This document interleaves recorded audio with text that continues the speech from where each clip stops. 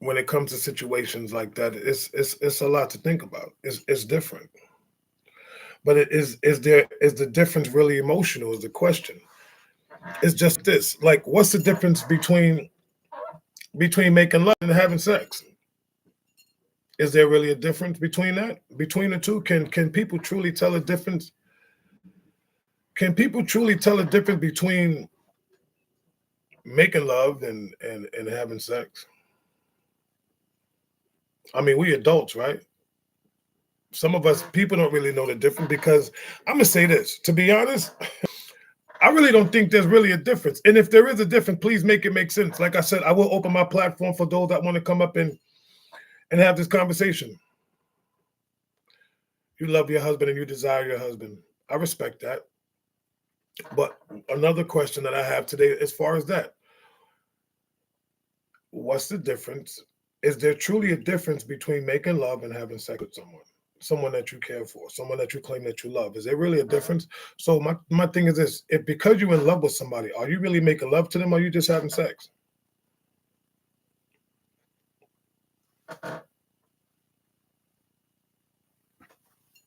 That's a okay.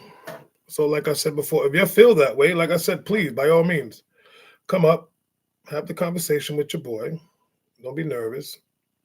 Let's have this. Let's talk about it. I have some boxes open. Anybody feel free to join. Penny said both at a time, and they said yes, definitely. Uh, let's see. Get my sister up here. See my brother want to come. I know some of y'all probably like, I'm working right now. I can't talk.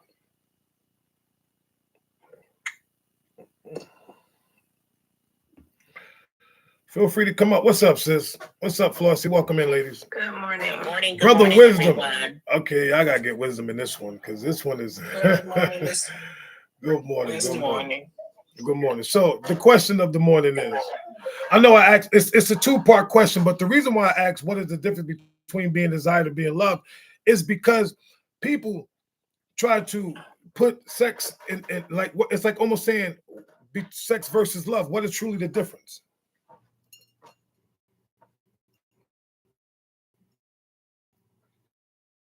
Like what truly is the difference between me having sex with someone and me making love to someone?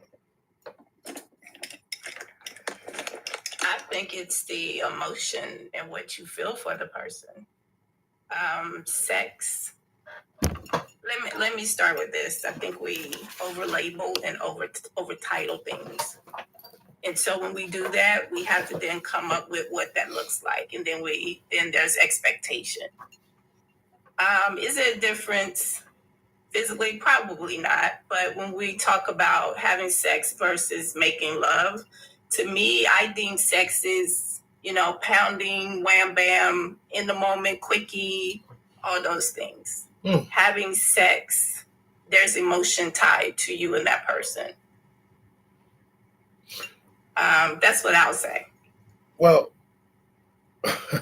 yo, Cherry, what's up? You want to come up, Cherry? I know. I get you up here, brother. Anybody else? I'm gonna go down the line. Anybody else? You're more than you're more than welcome. Can you hear me, bro? Yeah. What's up? Good morning, brother. Good morning. Yeah, my TikTok been glitching crazy. It don't be my mic hasn't been working. But what's the subject? So one of the things I was talking about is what is the difference between being desired and being loved, right? But I also use that because people always try to incline. My thing is this: what's the difference between sex and making love? Sex is just the act of procreation. You know what I'm saying? And making love, it tends to be more sensual.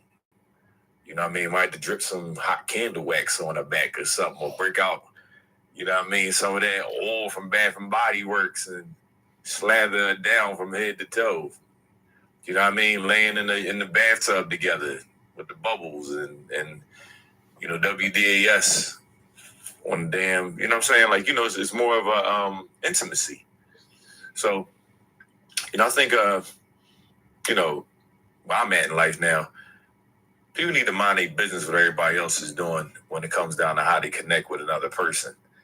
Because you aren't them and they aren't you. And I remember when I was, I believed I was in love in a relationship. When it's genuine, I think, God put in us like to pick up on that energy, and more people envy it than they praise it. Like they almost like hope that it goes awry. And if it's just hot and heavy where it's casual, but y'all didn't put any labels on it, but they together all the time. People hate that people can navigate that well too. Like it's like, well, why we gotta put a label on it for y'all? So are you guys getting married? Are you guys together? It's like, are you in my business? And why does it matter to you? Because they keep banking on and betting on something's going to go wrong. Something's going to go wrong when everything is going right in the moment. I don't really focus on what could go wrong because I'm too busy trying to make it right. Sometimes all the connection we got is something casual. If I try to add another ingredient, it's going to get nasty. And today's time, people, women tend to talk like they don't like it, but why is there so many baby mamas if they don't like a casual relationship? Make that make sense. So once you put a stamp, I'm not saying don't get married. I'm not anti-relationship, but I'm anti being in somebody else's relationship or however they bonded. People get married, and I'm gonna wrap it up in a second, bro. But people come together under all types of circumstances. Back in the day, my grandmom had a shop boom wedding. My great granddad said, "Oh, my daughter ain't gonna be no baby mom. You gonna marry my daughter?" You know, my grandfather did. He married her and made 2 more babies. Like, yeah, he had both my grandmom and another lady pregnant simultaneously, twice. So I'm just saying, like, and that's just the tip of the iceberg. Okay, he was a rolling stone for sure. So sometimes like the casual thing, it's something that bring you out of the darkness, at least for a man.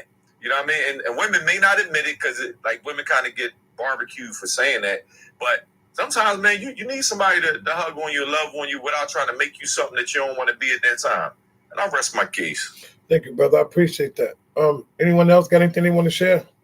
What's up, Can y'all? I piggyback off what Cherry just said? Yeah. And I think, good morning, everybody, first of all.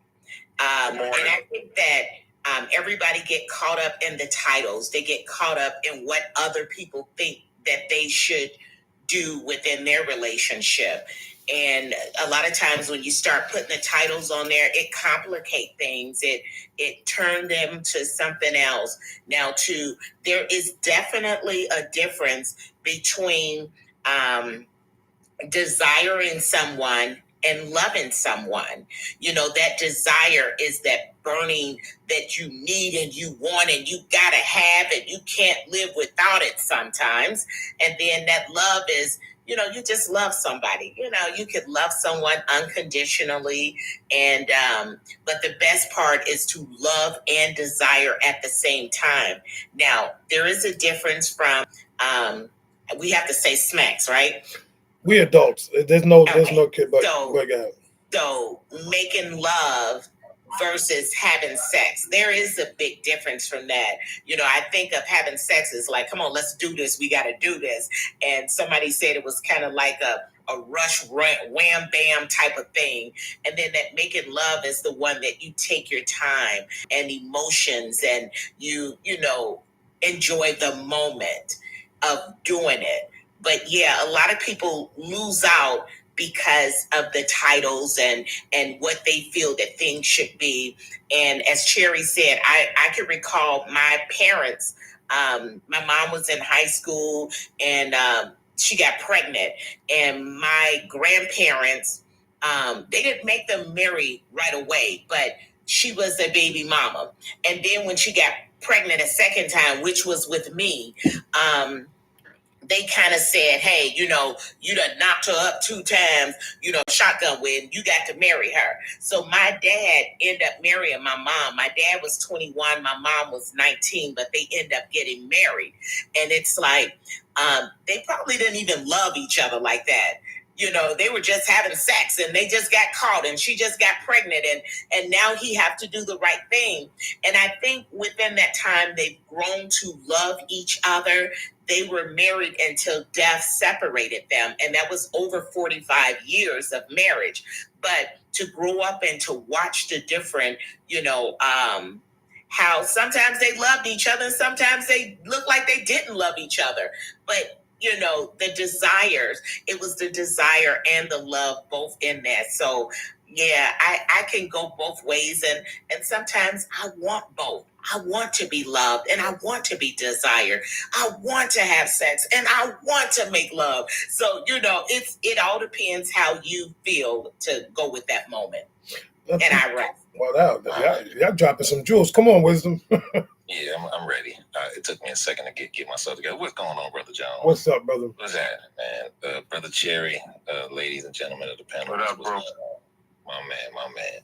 So let me see where I can get in on this. I think that, you know, in the desire we can really put to, you know, really wanting something, right? Like everybody said, you want it real bad, right? But then once you get it, you get that post-nut clarity, right? You got it. Now what you about to do? You know what I'm saying? What's going on with you for the day? You know what I'm saying? I'm about to slide. Like that's it. I did what I did. I got what I got. I'm out. But in the love space, you know, that's an enduring space. That's we lay together now. Once we done, I'm holding you. You holding me. You know what I'm saying? I want to share this space with you. I'm just not trying to, you know, break out and go do something else on to the next. So I think that the difference is that one is enduring and one is in the temporary space. You know what I'm saying? I came for what I came for.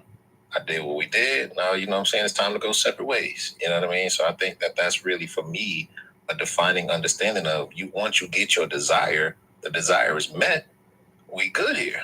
That's it. There's nothing else to do. But in that love space, there's a whole lot more conversation, a whole lot more action, a whole lot more activity that takes place after the fact. You know what I'm saying? Sometimes it's called pillow talk. You know what I mean? It's a whole lot more that goes into that space where in the desired space that's come to a close. You know, that we came for the business. The business is done. You know what I'm saying? When the store is closed, you go home. So it's like, that's what it is. So I think that's really where it comes from for me. But I'll land with that. Thank you, brother. Bro, I want to say something to you real quick, right? And I want the ladies to hear this. It's difficult to tell the truth to a woman on why you ain't pick her or why you're not picking her that way. And for the men that will cross that line, it's never met without confusion and anger. And I know you recall me always saying, I won't lie to a woman, but I won't tell the truth to her either. So navigating a woman's feelings, you know, is with, I mean, if he's a masculine man, is an art. Whether he's married, whether he's single, whether he's just dating, whether he's casual, even if he like, you know, poly type, like you kind of navigating the way, even on the wake up, when she get up, like you kind of like, okay, what's she on today? Not that you hold anything against her, but they be moody. But you have to be even tempered most of the time, even though you're moody too. Like you might, you know, I bust my, you know, 12-hour days and stuff like that. So I say it to say what?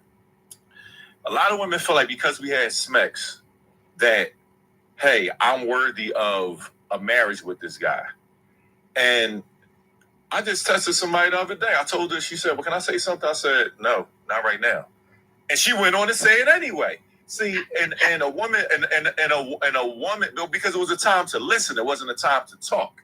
And what I don't like with women is weaponizing the way that they feel in the middle of trying to gain understanding between us two.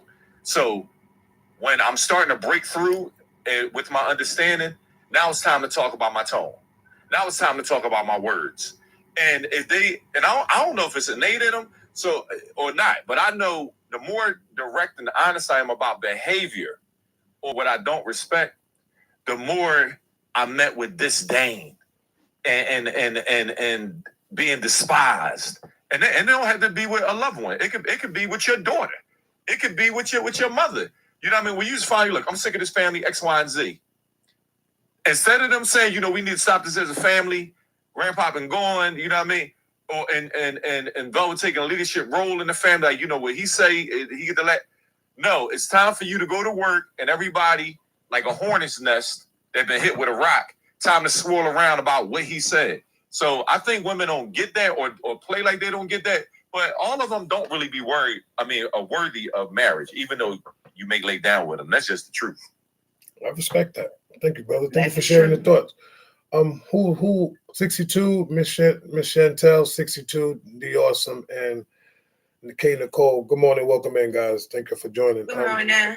Anybody Good can morning. go. You want to go? You want to go next, sister, or you want to go 62 either or? Okay, I'm jumping now. My Oh, I'm sorry. Go ahead. I'm sorry.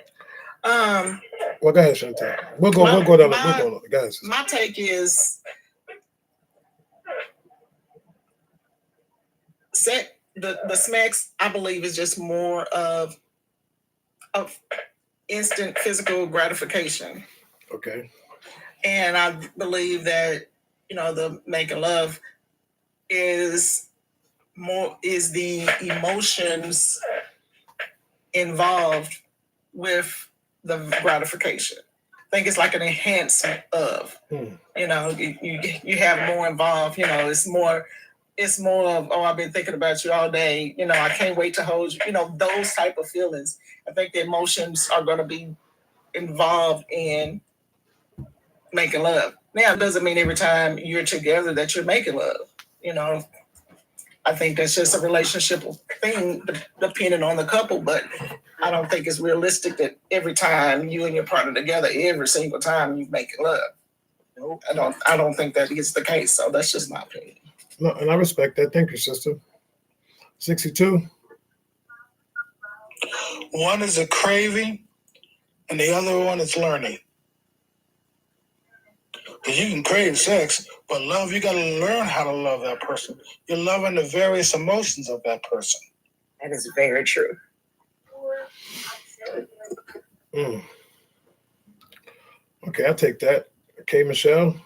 Okay, Nicole, I'm sorry. Good morning, y'all. Good morning. I don't know if I'm on the right live, but y'all can set me straight if I'm not. And this is not to change the direction of your live, but I have a question. I don't believe in unconditional love between two individuals. I believe in unconditional love between us and God and us and our children. I do not believe in unconditional love between two freestanding adults that are just meeting to be partners. If that were the case, why would we have divorce? Why would people get divorced? I think for as long as people are doing whatever that person thinks love is subjectively, because it's different for everybody, that's the unconditional part. Now, we will bargain as women because we make excuses for the men that we are with. And we'll say, well, he does fill up my car, although he may not check the air on my tires. He may cut the grass. He might not wash the cars. I can go pay for that to get done. But at least he'll cut the grass. So we start bargaining like that. But I think for as long as the person that you're with are doing the things or the major things that make their partner feel loved, I think that's it. But unconditional love, people get divorced after 40 years. So what's unconditional about that? You really want me to answer this question? Is that the question, though? Yeah, is that the question? What is that? Because you gave us. Do you believe? Do I believe in there's such thing as unconditional love with the person that you are married to? Yes, I do. Okay. Yes, I do. 100%. 100%. I've never allowed myself to be so vulnerable to say. There you go. I think I can say I miss you, and that's the reason why. You heard what you just said. Vulnerability is a huge. No. It's not being vulnerable, sister. First of all, you are never vulnerable to the person that you said yes to.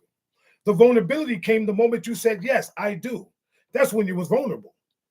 But after that, everything else that's it. What else do you need to be vulnerable with the person that you are married to, which means that you are afraid to truly commit to the person that you are with. You never truly committed when you said I do. You just say, yes, I will. I will marry you, but I do not see you as a husband. I say I'm gonna try. Exactly. So you see where I'm going with this. At the end of the day, there is such thing as unconditional love, because this is the difference between unconditional love. when your back is against the wall and you guys is on the verge of walking away from each other, but yet you turn around and still stay with each other to work it out, that's unconditional. That's unconditional. When she hypothetically, you lose everything, and this woman is still with you, and still watching you go from rock bottom and build you back up, that's unconditional.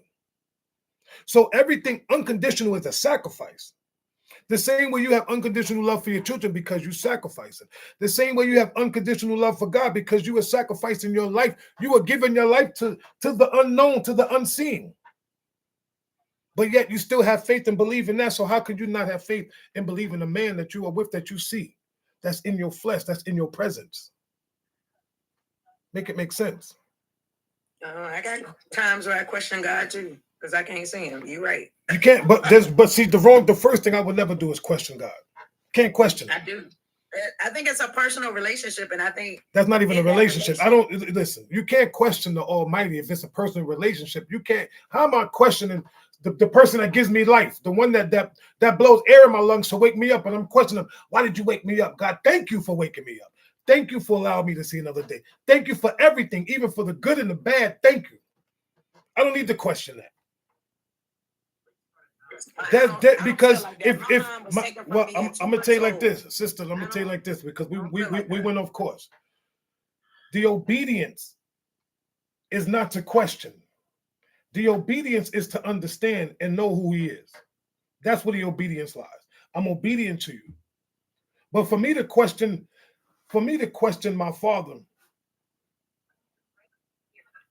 do I have the right to do that? Of course, because he gave me free will to do it. But do I want to do it? No, because what do I need to question him about? But at the end of the day, we got to understand. You asked a question about unconditional love. I just gave you a full example of what unconditional love looked like. Unconditional love is sacrifice, the same way that you sacrifice for your children. Why can't you not, as a woman, sacrifice for your husband if he's sacrificing for you? Then if that's the case, then there's really no unconditional love between either one of you. And if that's the case, then that man only has unconditional love for you, and you lack thereof. Well, I don't have any kids or a husband, so. But you asked the question, so I just had to give you that answer. I did. I asked the question because I've always thought that, and I'm very analytical about stuff and relationships and all that other kind of stuff, not to be in everybody else's business, but just to understand, like, this is,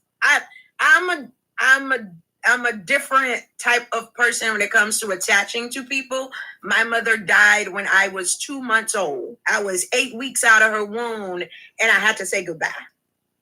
Well, you was 8 weeks out of her womb. You didn't know what goodbye was, to be honest. No disrespect. But your nervous system does. Okay, I understand. And I'm speaking fluently. Right. You're born into that. Your nervous system knows what it was. I didn't even know how to talk. But I felt everything. How do you know you felt that at this age? You don't know what you felt. But you don't know what you felt when you was a baby. I missed. I do know what I missed. You miss her now because you understand what's going on. But let me explain something to you, real talk. And the reason why I may be different is because she was not with me the whole time. Okay. So what respectfully, thank you for coming to Pam, but he, like, when he starts to talk, I mean, just out of decorum, just let him speak his point respectfully to you.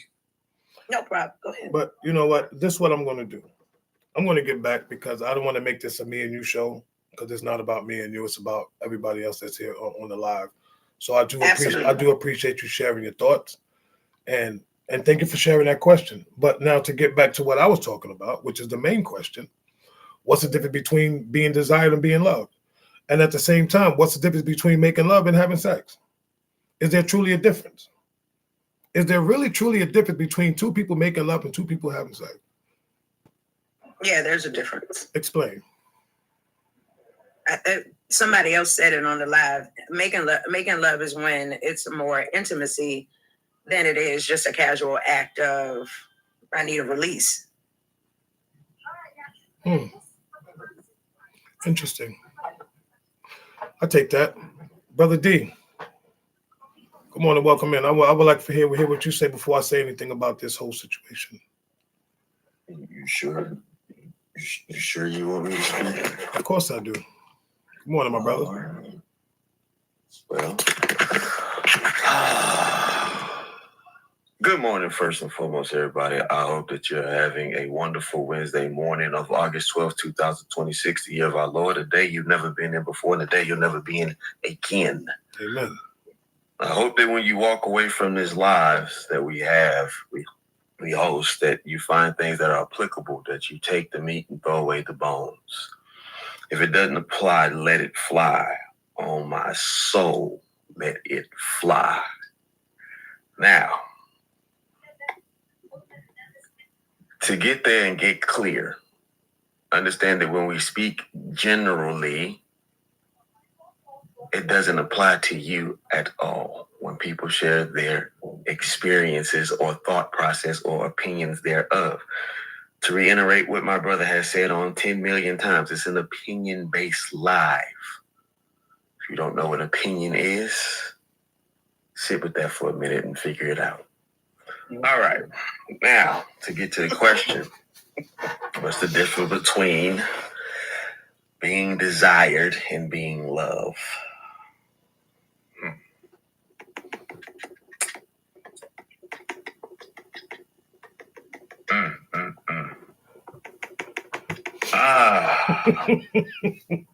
You know, the thing about the English language, because it represents in so many different spots as is, right? And then we have these things called humans. They make the word mean what they want it to mean based on their feelings. So I want to do this.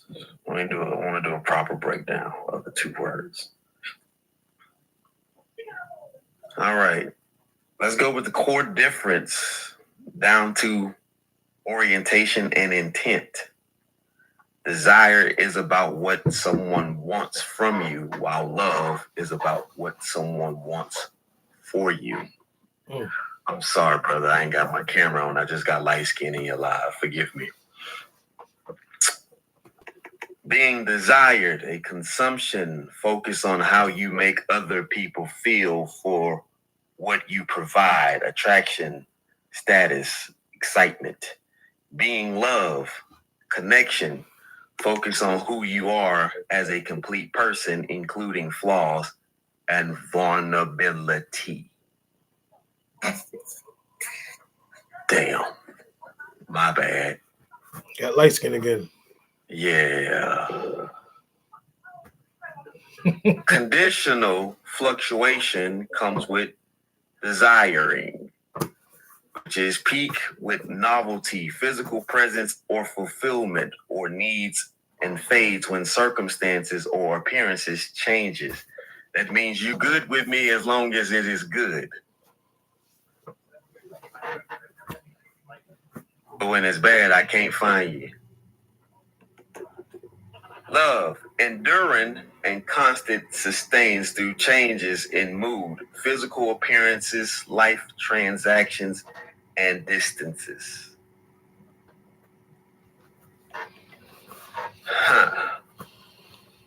Desire, validation, generates intense thrill, passions, and short-term self-esteem boosts, but can leave underlying insecurities.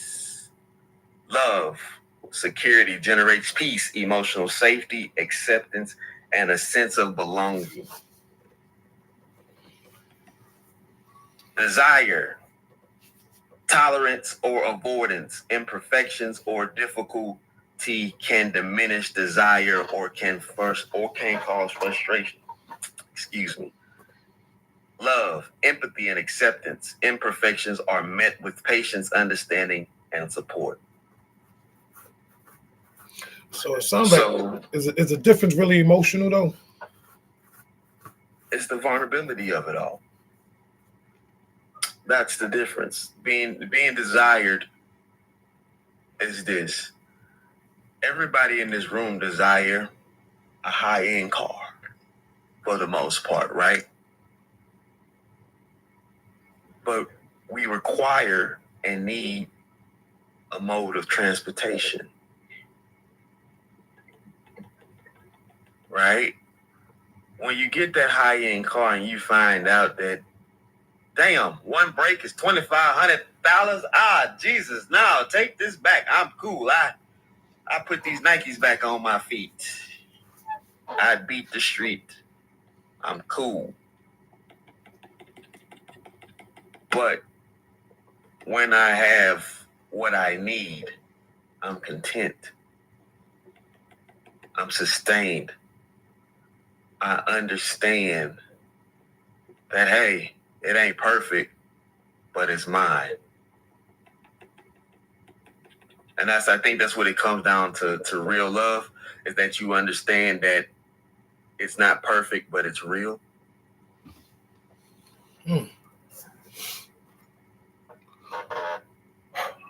That's interesting. You know, people always say they want the desires of their heart, right? Mm-hmm. But also, doesn't love come from the heart? So shouldn't love and desire be almost the same thing? It can almost be the same thing. It's still an emotional act, regardless of fact. Right. However we want to look at it. I desire somebody, I love them. But hold on. I let all y'all talk. Y'all had the opportunity to say what y'all wanted to say. Velvet gets to talk now. That's why I sat quietly. And I said, I'm gonna let y'all talk. It's gonna sting a little bit, but y'all gotta hear what I gotta say. Then y'all can rebuttal. And if y'all got some pushback, then push all the way back. The thing is this: I desire to love a woman. I desire to love my wife. I desired to love her, and also love to desire her. The love makes me desire her even more. So it can go hand in hand. Right. It can definitely go hand in hand. It's interchangeable. We're speaking the English language, and again, words themselves actually have meaning to what they are in position for. correct. When you apply the English language and understanding that these words will sit in multiple houses, and then you couple that with people's emotions, that will change the direction of a lot of discussions. This is why I, light skin representation, do not date, because I like to sit and understand how people use words, how people express their emotions, how people act when you ask them simple questions. So here's a better one. So when I was talking about what's the difference between sex and love, let me say this. I'm trying to make my points as small as possible today. I'm not trying to go long.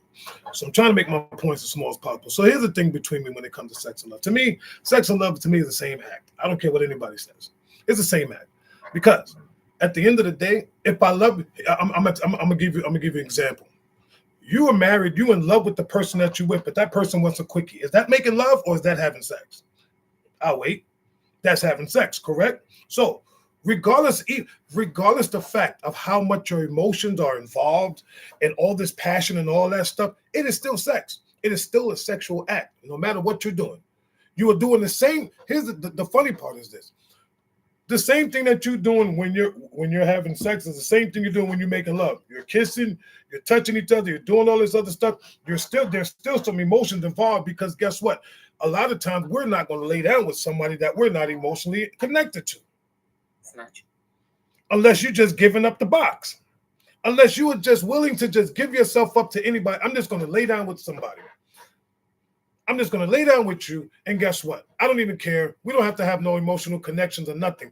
There's still an emotional connection between you and someone else before you guys lay down. Right. Regardless, however you want to look at it. We can say the same thing for molding, right? Because you can mold a lot of different things. But the thing of the saying is this: what I mold as a potter versus what you mold as a person that makes statues. They're not the same. But what I'm saying is this: if I chose to have sex with multiple women, guess what? I still have an emotional. There is still something emotional about them. About it has to be something, because at the same token, people will sit there and say, "Oh, we making love. I just made love to my man," but you don't even know the difference between making love and having sex. Because why? Because of the passion, because of the way he felt, because of some of the things that he did. Well, the intent. What's up, Ali? Is different, right? Because that quickie you have with your wife is not like the quickie you would have with somebody before her. It just doesn't hold the same weight. Here's my thing. The reason why I say that, because sex can create a bond that love was never that love was never promised to maintain. Exactly. Sex can create bonds that love was never promised to maintain. But people would infuse the word love into it because of why? Because that's how you feel. But let's keep it a buck. You can love me and I ain't gotta love you, but guess what? Because we're doing the act, you would think that I'm making love to you. Just because you love me, I may not be in love with you. But you will automatically think, oh, he just made love to me. No, I didn't. I had sex. But see what I'm saying? It could still be, it's the same thing. It's all about how a person perceives it. How you perceive it is how I'm going to take it. Right. It's the act itself is the same. There's no denying that, right? Having sex, making love, it's the same as the act. But the overall encompassing thing is, again, the intimacy, the distinction of having sex and making love primarily comes down to the intent, emotional connection, and presence. But there's really when you're having a quickie with somebody that's not your wife or somebody that you're not trying to be with, it don't hold the same weight. I'm really trying to be quick with you to get you out my way. So here's how I know. Okay, I'm Versus, sorry. I'm being quick with you because we know we got to get back to this party downstairs. So that's the difference. So what we're gonna do? We're gonna eliminate the quickie part, right? So let's do this. So and this is now everybody can say what they want to say now. Y'all can come off mute if y'all want to speak. What's up, D Smith? Here's the thing, because people want to say, "Oh, I'm making love," but here's the truth about it. Here's the whole truth that people fail to realize. Are you really making love? Or are you just satisfying a physical need?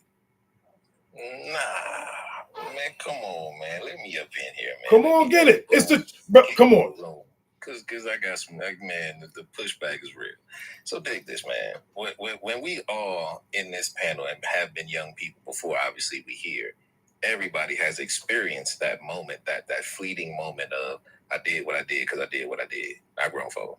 And then people have also experienced that moment where I did what I did, but I didn't want it to end, or it couldn't end because the endurance, the emotional investment, the depth of it all, as Dee said, the presence is beyond that I did what I did.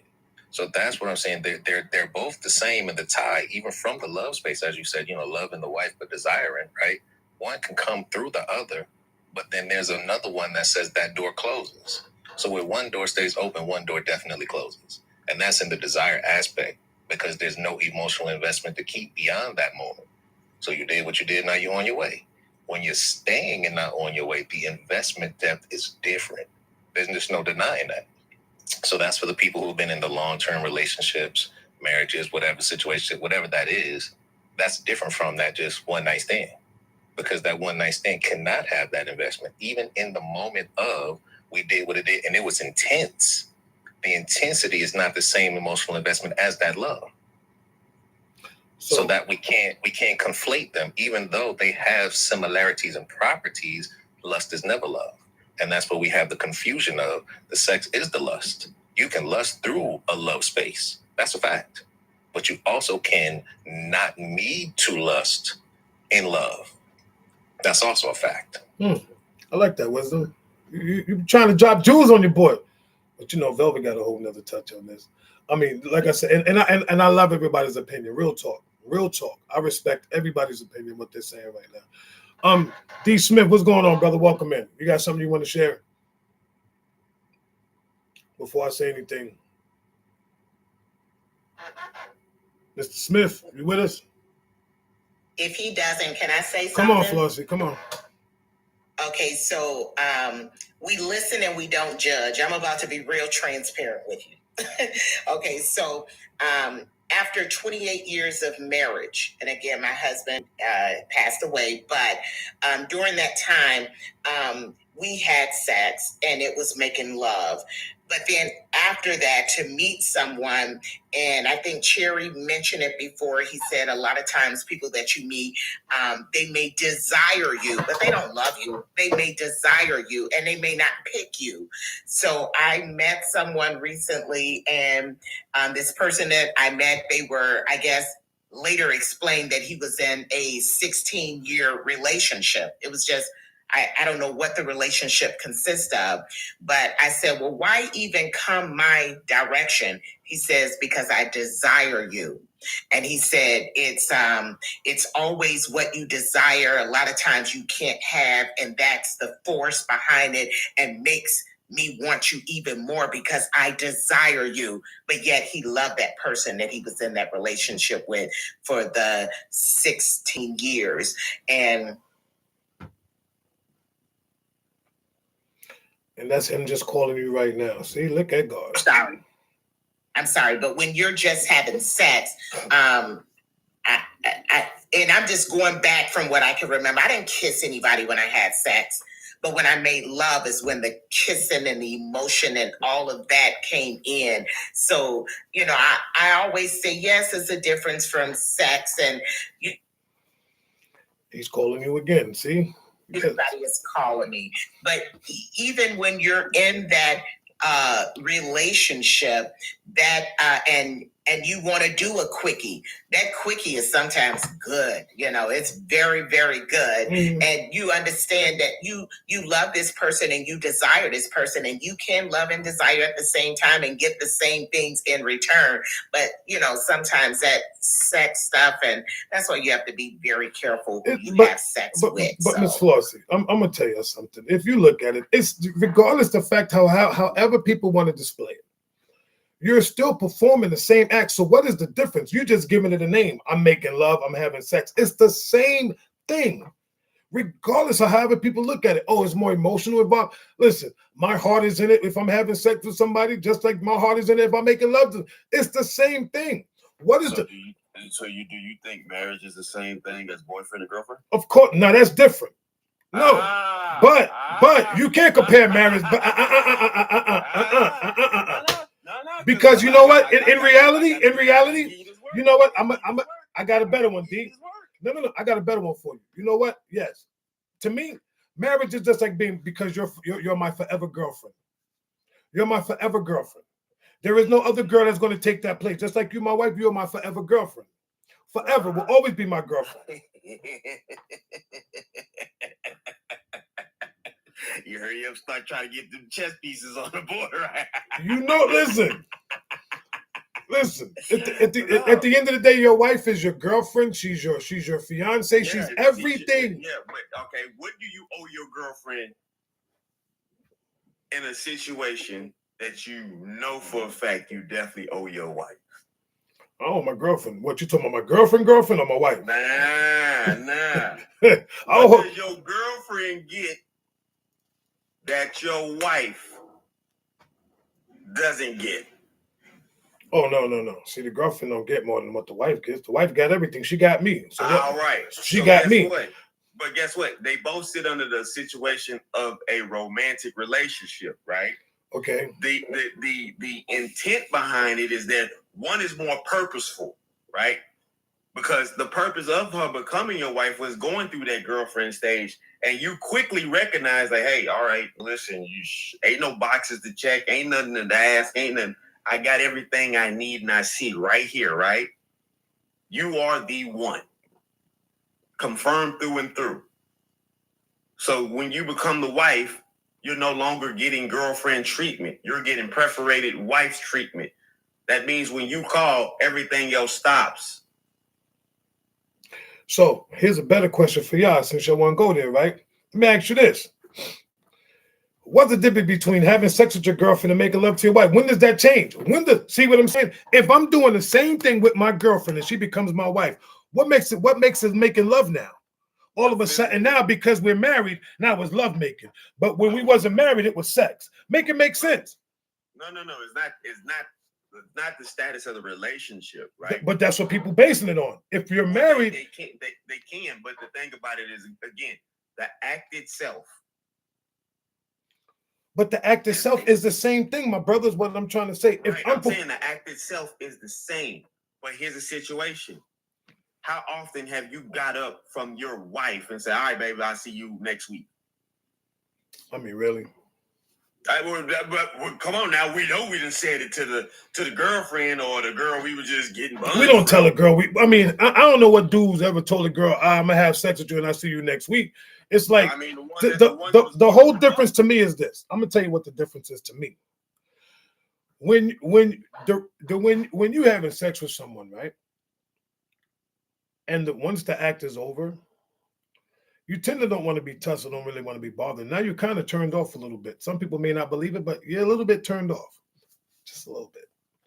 And the funny part is the same thing with making love. Because there are people that have sex and still will be laying there up under each other with all that sweat and funk. So is that still love? Is that still love making? Because if you're kissing and if you're kissing somebody, you're doing all the passionate stuff, you're doing everything that somebody, because the whole point is this: I have to make you feel loved. That's the reason why people call it making love, because you feel loved at that moment. So it's the same thing with sex. With sex, you feel loved at that moment because you are fulfilling a desire, a physical need that needs to be filled. Why you think girls? She's a horny bastard. No. But why you think some women be like, make love to me? I'm make love to you, sure you, and they think it's love. And as a man, right? And as a man, have you sit there and really said to yourself, not to her, to yourself, yes, I'm going to make love to this woman? Or you was like, yo, I'm gonna bust this thing down. She's gonna do what she wants you to do. Tag me and Brother D, because I got something for him. Come on with it. Y'all gonna get this work. Y'all know me. Come and get some. Hey, Wisdom. We got he's never been to the D and Wisdom tandem. Yeah, let's dig this, bro, right? I'm a definitely, you know what I'm saying, get with you on the act and everything, sameness, right? The difference is that you're not speaking on is the people involved are not the same. The mind of that husband is not the same with the mind of the dude just getting the buns. Those are facts. Why not? They're not the same people. Why not? Because the vow taken by the husband, the work, the duty, all those other intangibles that you're not speaking on don't make him the same person as the dude just getting those buns. They just can't be the same people. Why not? It's the same thing. You're doing the same thing. Doesn't really matter. You are doing the same thing, but at the same time. See, person. once again, it's a title. It's a title. Because I'm married doesn't mean I still listen. Just because a man is married does not turn around and make him see like, well, guess what? Every time I lay down with my wife, I'm making love. Listen, babe, we're gonna have some sex tonight. You can. You absolutely can. So it's the same thing because she's getting this. It's not the same. The reason why I say that is she's still getting fulfilled the same way that I would do it if I was if y'all want to call it making love. I don't understand. I'm not disagreeing with you. You're right on that. All I said was the mind of the man is not the same. They just can't be the same dude. They're not the same dude. The man who took the vow is not the same as the boyfriend dude. Why not? They don't think the same. Who said that? So you trying to tell me if I was a boyfriend, I couldn't think the same way as a married man? Absolutely not. Why not? If I feel like I love this girl, if I feel like I love this, this is opinion, right? My opinion. Yeah. So if I feel as a boyfriend that I'm in love with this woman right here, we're not married. You trying to tell me because he's married, he's thinking differently than me, even though I still have the same emotions and the same thought process as that man? Yeah. Just because a man is married, that means his thought process is different from a man that's not married? Yep. I don't believe that. Okay, here you go. The orgasms are different.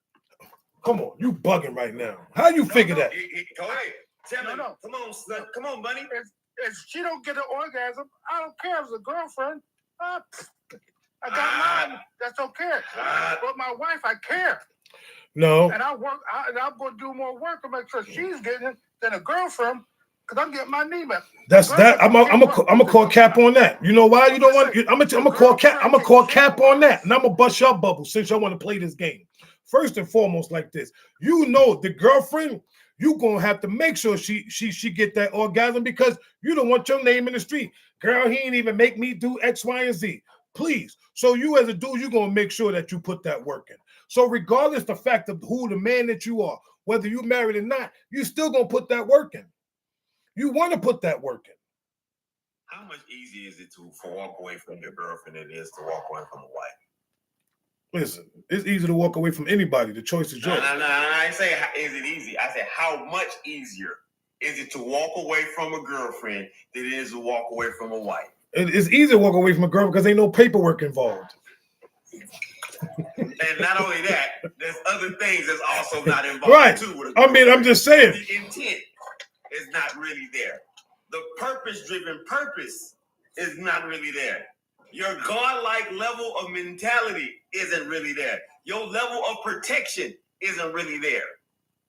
The provisions that you're going to give is not really there for a girlfriend. Hands down, man down. So, I mean, look at this. There are more girls out there you can get. She can slander my name. Okay, I guess plenty more. And your wife can guys slander know your name that. too. Y'all acting like your wife can't sit there and slander y'all. Like she ain't gonna be. Guess what? See, She and can then slander- what? And then what? Listen, I said, you're going to put the work in to make sure the wife gets what she wants. You will, because guess what? You're going to work together, because guess what? It may be something wrong with her or something wrong with you if y'all not getting y'all thing all rocks off. And Okay. you're going to work together because you want to make sure you please each other. A girlfriend, if she says something, what? Okay.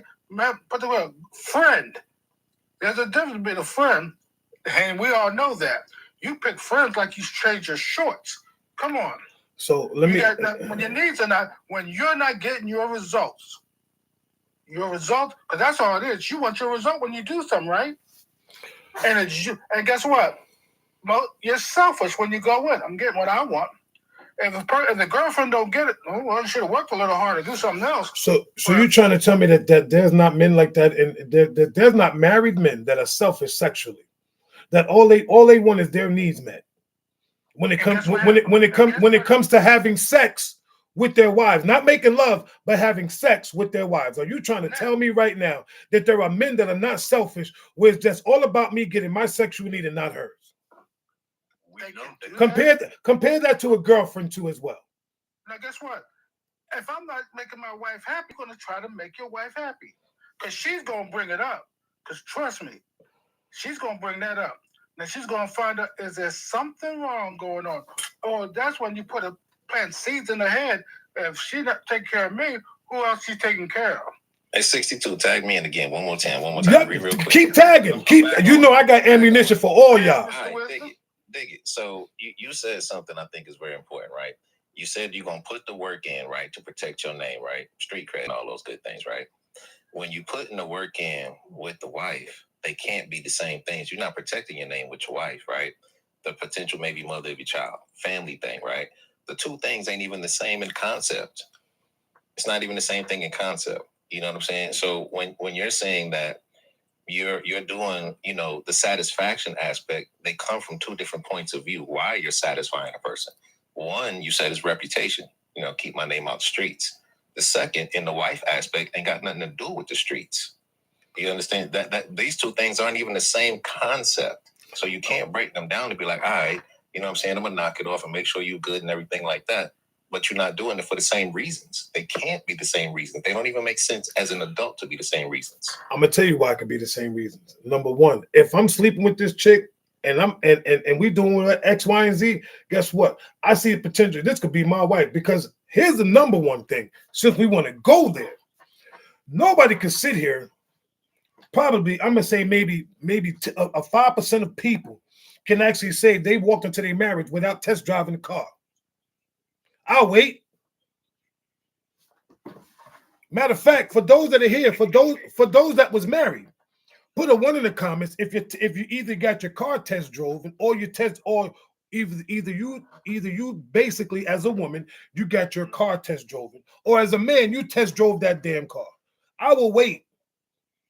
Because people ain't sitting around talking about, oh, I'm not doing nothing until I get married, please. So basically what I'm saying is this: you had sex, regardless of the fact, to make sure that this person that I'm with we're sexually compatible. That's one of the most important things. This is why people lay down with each other before they get married. They don't wait till the marriage. They test drive to make sure. So basically what I'm doing is this: if I'm having sex with you now, I'm going to get married to you.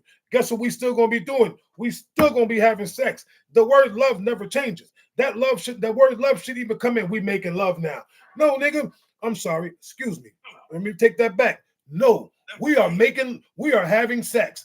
Bottom line, cut the cheese. You want to call it making love because you put your emotions and you put your feelings. Oh my God, I'm so involved. Listen, dead me with that. At the end of the day, I feel the same way you feel. I love you. I'm in love with you. Right. But guess what we doing? So we- you just never laid there and just basked with your wife? What you mean, lay there in bed? What are you talking about? You ain't never just laid there and just chill with your wife after the fact? You just like, all right, yo, good job. No, Sam B. I Nah, see you. but you listen. In the kitchen, I never. No. No. He I'm said gonna chop get you cheese. And then I'm gonna go ahead and go clock in, and I'm gonna catch you after that 8 hours. You feel me? Yo, you stupid. No, what I'm saying is this. So here's the thing. The same thing that you said right now, right? That you sat there and basked with. You sat there and basked with that woman. No. Brothers, now here's the difference.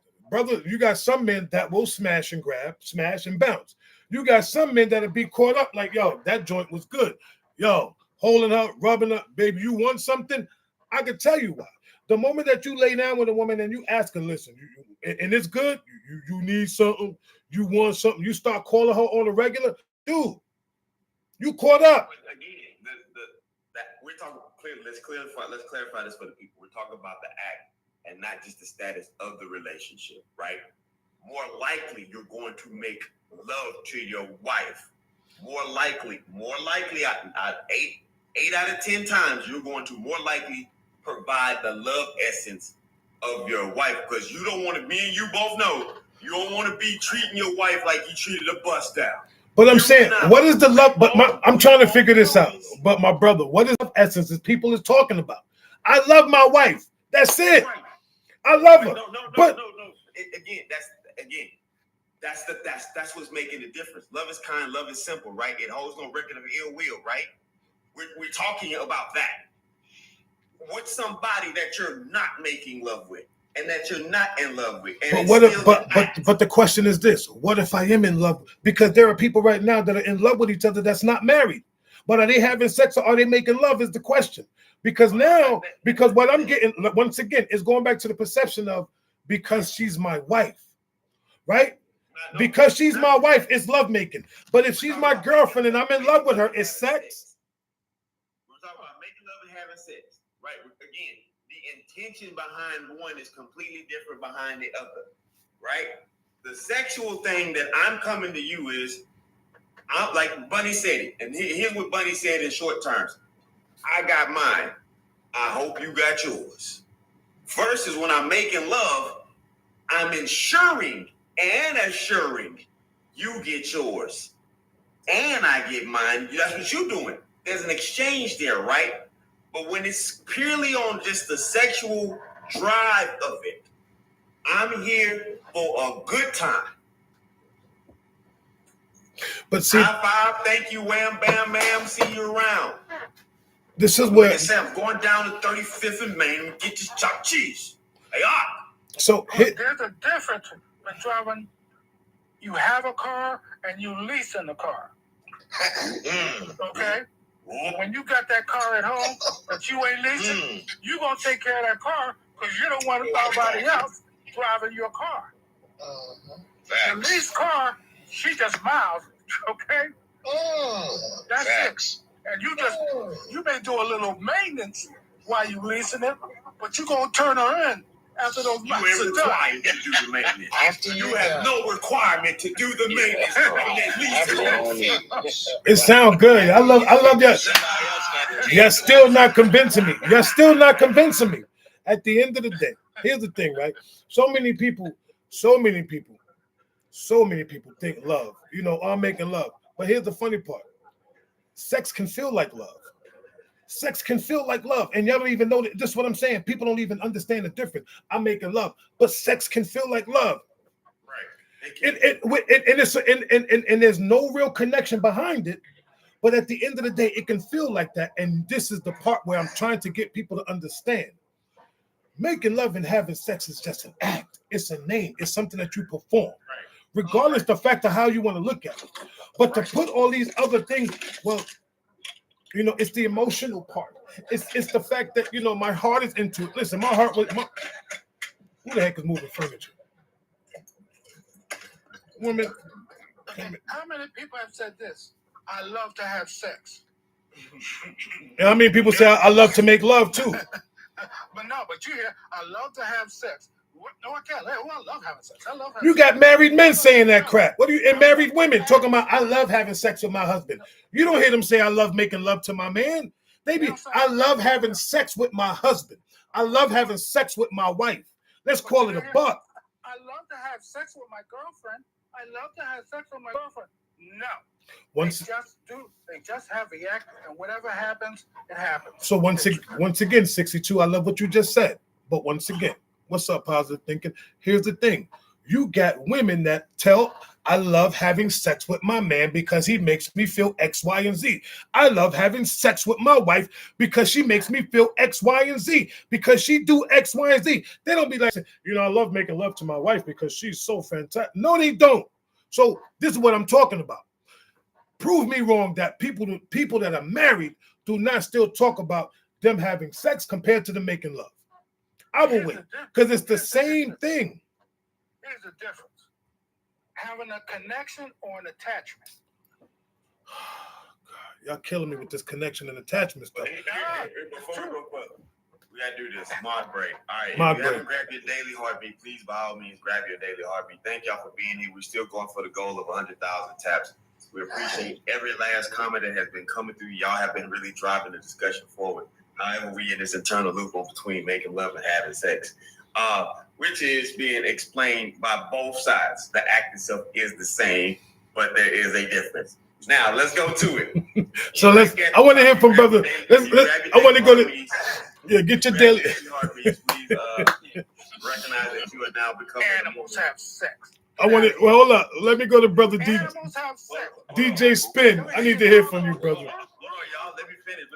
Grab y'all daily heartbeats. Go ahead. And can we get the shares up over 100, please? There's 156 people in here. Just go ahead, do it real quick. Hit that bent crooked arrow down to the bottom right. Hit repost and then hit it again and hit add to story. That's the quickest way you can share it twice by one person. There's enough people in here to make that happen real quick. So can we get these shares up just a little bit more, man? We appreciate y'all greatly. What's up, Kenny? And again, please go ahead and help the host, although he won't ever ask for it. It never will. He won't. However, just to protect the live, so he doesn't have to stop the conversation and drag the little puzzle piece across his screen. Go ahead and just keep coming to this man, please. All right. Appreciate y'all so much. The shares are going up greatly. Thank y'all. Thank y'all. Thank y'all. Thank y'all. Thank y'all. My brother, back to you and your shenanigans. So let's go. I want to hear from brother DJ Spin who came in here. Yo, Ford, I need some help in here. With my brother, with my chocolate button. Then again. Hey, Ford, I will drop down and let Ford come up. This is foolishness. No, it's the truth. But anyway, come on, Mr. Spin. What's up, brother? Welcome in, DJ Spin. Welcome to the How live. y'all doing this morning, man? Grand Rising. Grand Rising, my brother. Yeah, the live definitely caught my attention, man. And I'm assuming right now we all done been through some stuff, right? Yeah. At our age and whatnot, and tampering with relationships and stuff like that. But yeah, my foundation has always been the intent behind things. And I think the only time you can get that mindset is you come to some type of maturity. You know what I mean? And, like what I've learned throughout time, everybody needs some type of form of love, praise, and power. So when you understand your needs, you won't be rushing to the debate like a fish propelling you out of control. So it's really the intent, the mindset, and I think what I came up with just a minute ago is perception versus perspective. Sometimes our perception, if we are right, we increase with it, which gives us a lead to perspective. You know what I mean?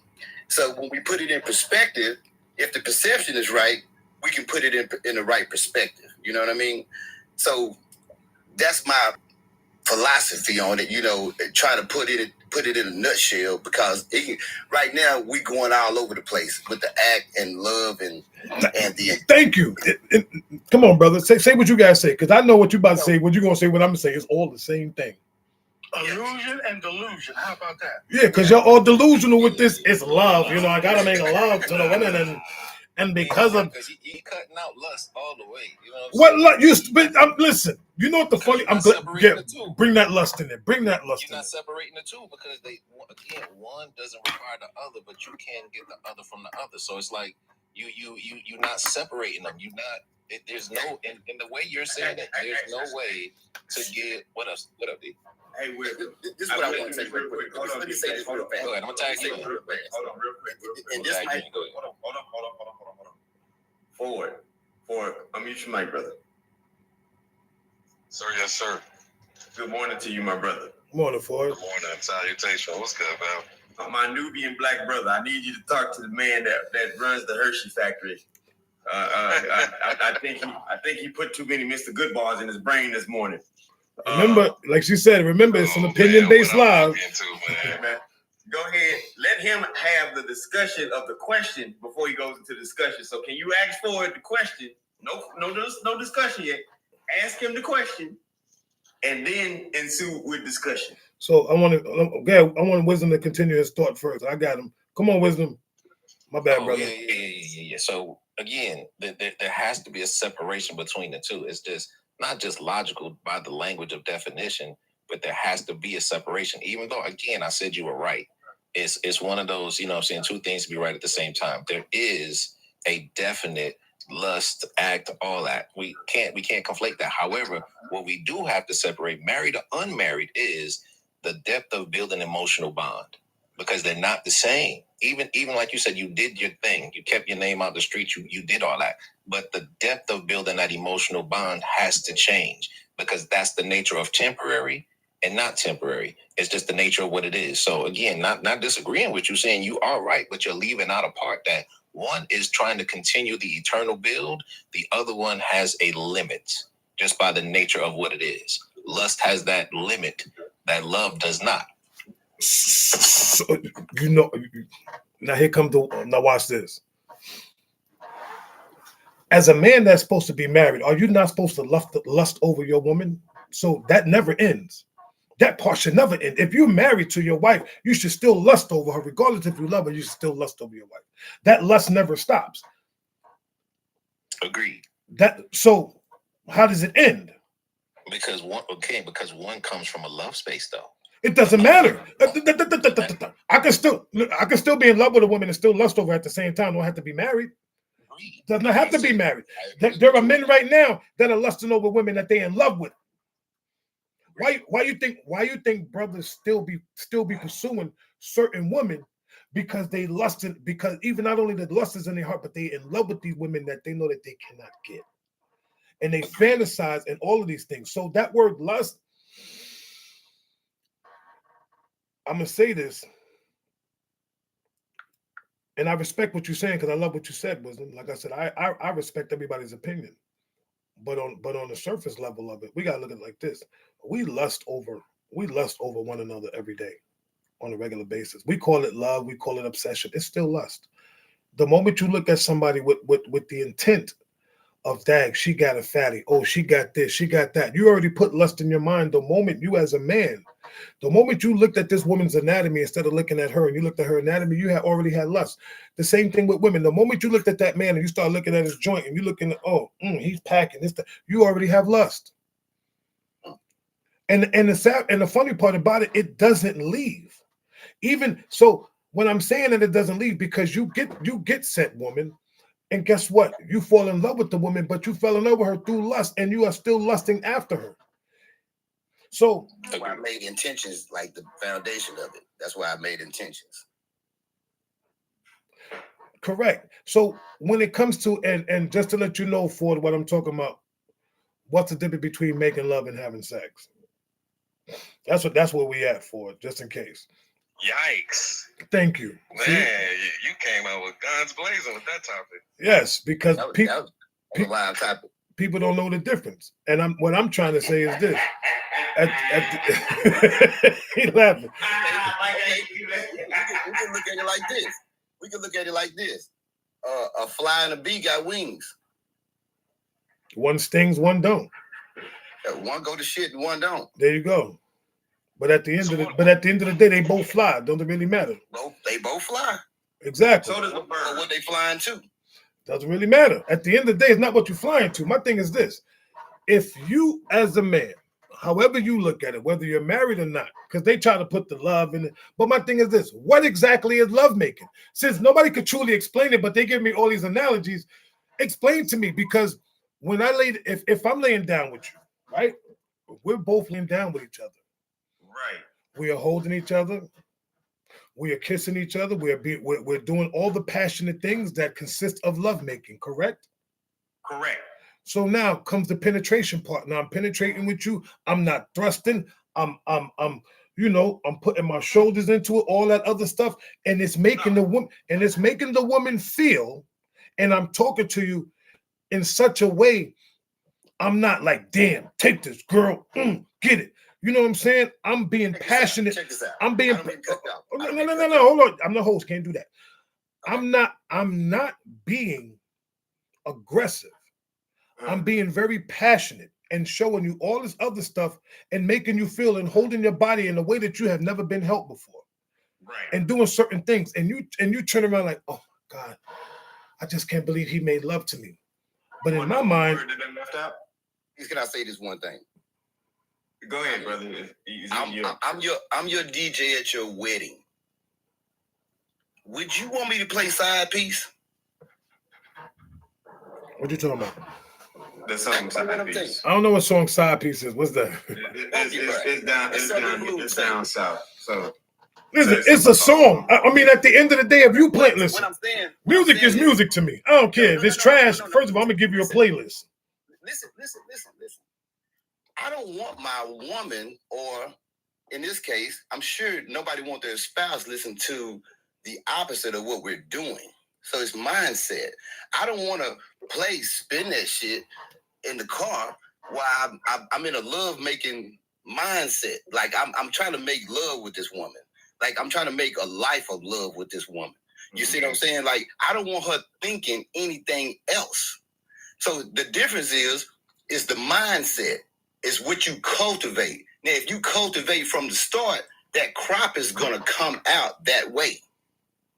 If that makes sense. Okay, we're going to do this. If you plant that seed, that thorns and thistles going to come up if that's what you planted. If you don't plant that, then yes, you can expect a good crop. Of course, the insects is going to come, but you got enough room to see it so you can take care of it. So it's the mind. It's really perspective and how you perceive things. So yeah, it's just what you have in your mindset, man. It's like what you have. The mindset is already there, but here's the biggest thing. The biggest thing between the difference of the two is the behavior that you ensue after the interaction. It doesn't really matter. See, that's the problem I'm getting. Forward. You said the act after. So look, here's what we're doing, bro. We're talking about, and again, making love, having sex. The act, the physical act is the same, right? Right. But the behavior after one is not the same as the behavior after another. Okay, so now I'm glad you said that, right? And I'm gonna do this. I'm gonna go to the sister Ty, then I'm gonna go to Lady M, and I'm gonna go to Ford. I love that you said that, right? Just because two people lay down and have sex or whatever you want to call making love, and they're not embracing each other afterwards, so it seems like to me, in order for it to be love, what I'm hearing, ladies and gentlemen, is once we're done, I have to hold you and be like, baby, that was so good. You know, it's like, dang. This is me. I can't just be like, all right, look, I'm about to go take a shower, go downstairs and play a game. You know the difference? I think what it is that most people never really experience lovemaking to its core. My point exactly. Hold on.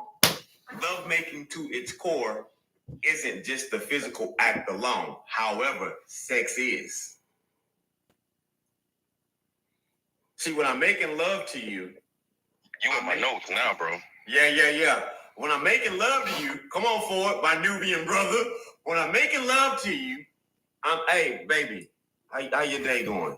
Hey, when you get home, we're gonna have us a talk, and I want you to look over something for me and what you need me to do for you. Hey, baby, I've been meaning to tell you, hey, that dress you wore on your way to work and with them heels that accentuate your calves and had your, listen, now I'm making love to you because I'm doing things beyond the physical act that isn't there. Cultivating that love, yeah. My behavior, I'm not doing that with you when I'm just clapping your buns. See, you know what the funny part. Let me hear from one of the sisters. Hold on, your brother's been cooking. Let me hear from one of the sisters. I'm sorry. Come on, Ty. Welcome in. I know she's been waiting, and we go. I don't want her to dominate too much. So Ty, that. Good morning. Good morning. Yeah, I'm Ty. Hi, Ty. Guys. Welcome in. I'm glad to be here. I was just strolling by, stopped, and I love conversations like this. Okay. What's your name? Velvet. Okay, you are the host. I think I saw you before, but I've never stopped by. I'm not attacking. I'm open. No, so this is opinion, sister. This is opinion-based live. Everybody's opinion matters. There's never a right or wrong answer. We can agree to disagree. I don't know if that's the last person that was speaking, Velvet. He made a lot of great points. Of course. So for me, I'm a 53-year-old woman, and I wouldn't know the difference with someone effing me and the difference of someone making love to me. And when you make love to someone, it doesn't always have to be a physical thing. So when you make love to Ty, I'm going to get all of that. In the meantime, yes, you're holding me. Oh, yeah, that dress you had on. I was watching Creflo Dollar many, many years ago. It say, make love to my mind. And that's why y'all messed up listening to Creflo, but go ahead. I'm not messed up listening to Creflo. I'm not messed up because I listen to guys like you, and I try to take a little bit of pointers out of here, there, everywhere. So now today that I won't make them mistakes that if I did make some in the past. But at the same time, you mean to tell me I'm going to speak with you.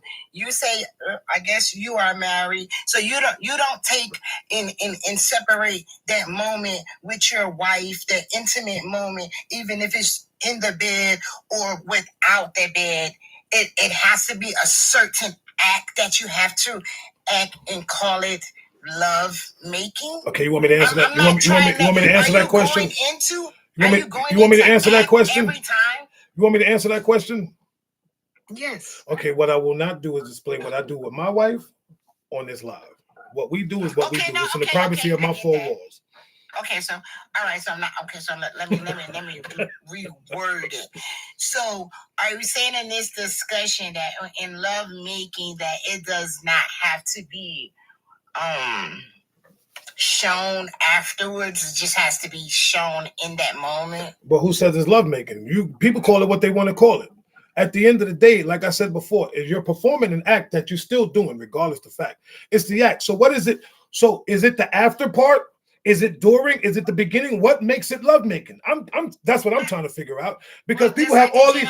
Because my thing is this: if what I'm saying is this. First of all, I'm gonna tell you the difference. Some people haven't experienced real love and don't know what true love really means in order for it to be called lovemaking. So now all of a sudden people want to call it love. I've been married 44 years. Just because you've been married 44 years, that doesn't mean you was 44 years in love. So stop playing. At the end of the day, regardless of the fact, because here's the thing: if you're married and you got a whole stripper pole in your room, is that still making love to your wife? And you got her dancing up and down the pole? Call a spade a spade. You got all these little gadgets and gadgets in your bedroom. But guess what? Is that still making love to your wife? Or is that having sex? Because last I checked, you got toys, you got all this stuff. Is that making love to your wife? And you got hold on.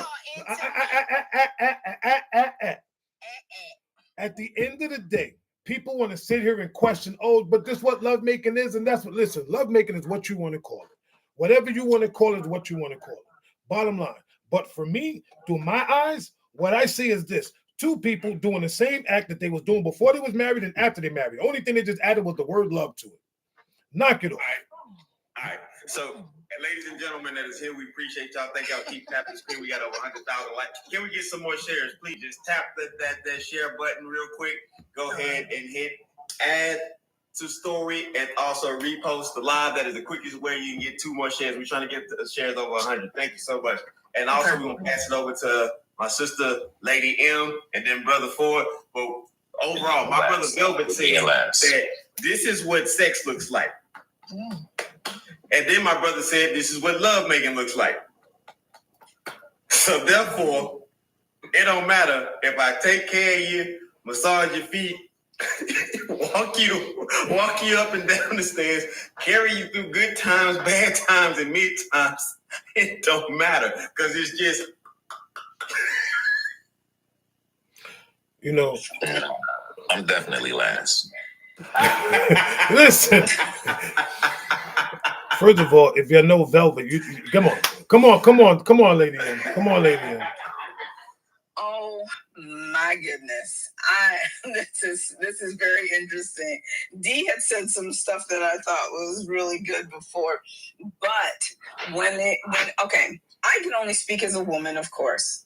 Now, if you've ever experienced what real love feels like, there's a difference in having sex, making love. You can call it what you want, like Velvet said, but there is a difference. There is definitely a difference because I've dated, I've had, and if the relationship is just what it is, just physical, it's just physical. But compared to when, like, for example, when I was married, it was a completely different thing. And it is a mindset, and maybe it just switched for me. So I can't speak for everybody else. But it switched for me. So when my husband was into me, it felt a whole lot different than anybody else that I had been with. And not because he was better or anything like that. I knew it was me, and there was nobody else that he was taking this out there and sharing this with. I was not giving myself to anyone else. It was just him. So it is a mindset. It is definitely a mindset that switches, like when you get married or when that relationship becomes whatever the next level it is for you. So it is different. It's different because anybody can go and get their groove on. And sex is not love. So any of those of you who think just laying down with somebody that's love, that you are going to be disappointed and sadly mistaken. You know what? What I'm hearing right now is that you got emotionally intent because you said it was you, wasn't him. How do you know that he was making love to you? Because you made it feel like it was love to you. Just because you was the only person that he chose does not mean that he was still making love to you. He could have had, but the fact that you, as a woman, only felt because he was only desiring you is the reason why it felt like love to you. But it still could have been him just having sex with you without you even realizing it. Because is true. So that's my point. So at the end of the day, even though he never told you I'm making love to you,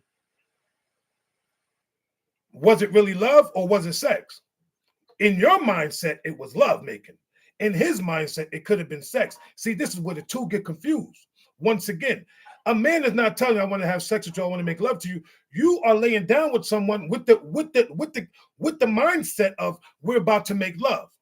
My man is making love to me. But meanwhile, if he ain't telling you, baby, I'm gonna make love to you, it's a difference. Yeah, but if I have to worry about that when I'm in married to my husband, what kind of relationship am I having? But here's the question: is why are you worrying about it? If here's the thing, the reason. And I'm glad you said that. What I'm saying is this: why are people worrying about whether we're making love or having sex? Regardless of the fact, you're still performing an act.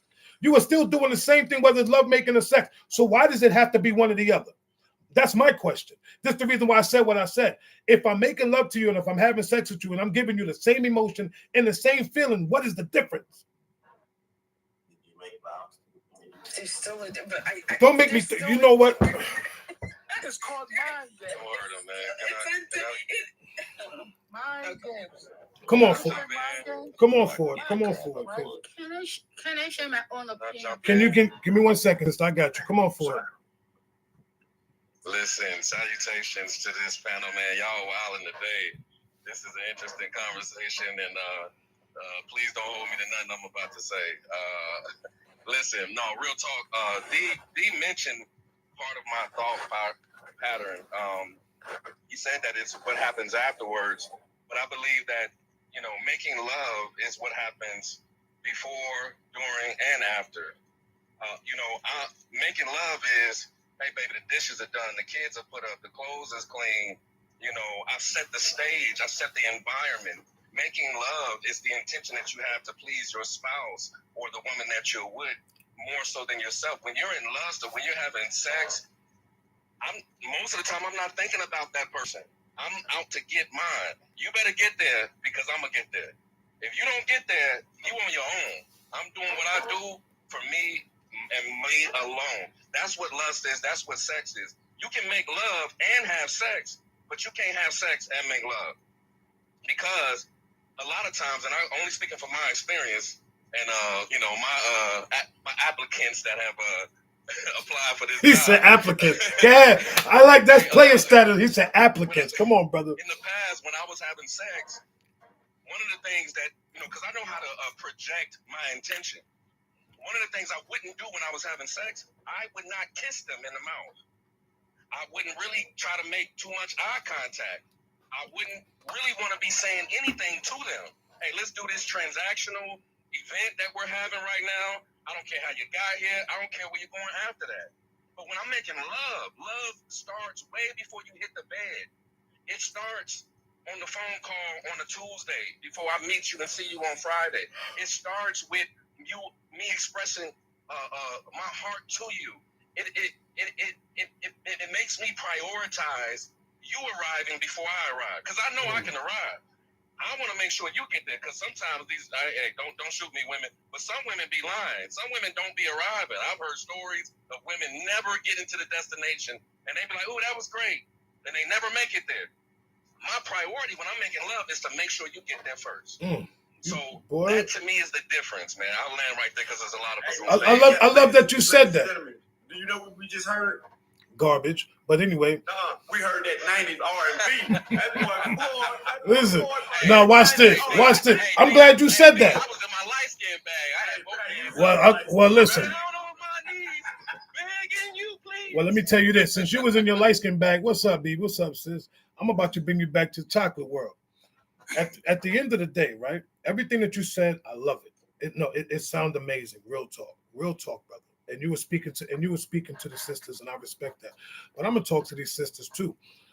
The same thing that this brother just said. Yes, when it comes to having sex with you, I'm gonna do the same thing. I'm gonna pour into you. I'm gonna call you. I'm gonna be desirable for you. I'm gonna be everything you want to be. I'm gonna tell you all the stuff that you want to hear. It's the same thing I want to do when I want to make love to you. At the end of the day, I'm doing all this because I want to lay down with you. And yes, sometimes I'm going to clean up your crib, and I'm not going to be selfish because, like I said, I want to give it to you enough to the point where you can come back. See, the whole thing is when it comes to having sex and making love, guess what? If she gets to release, then guess what?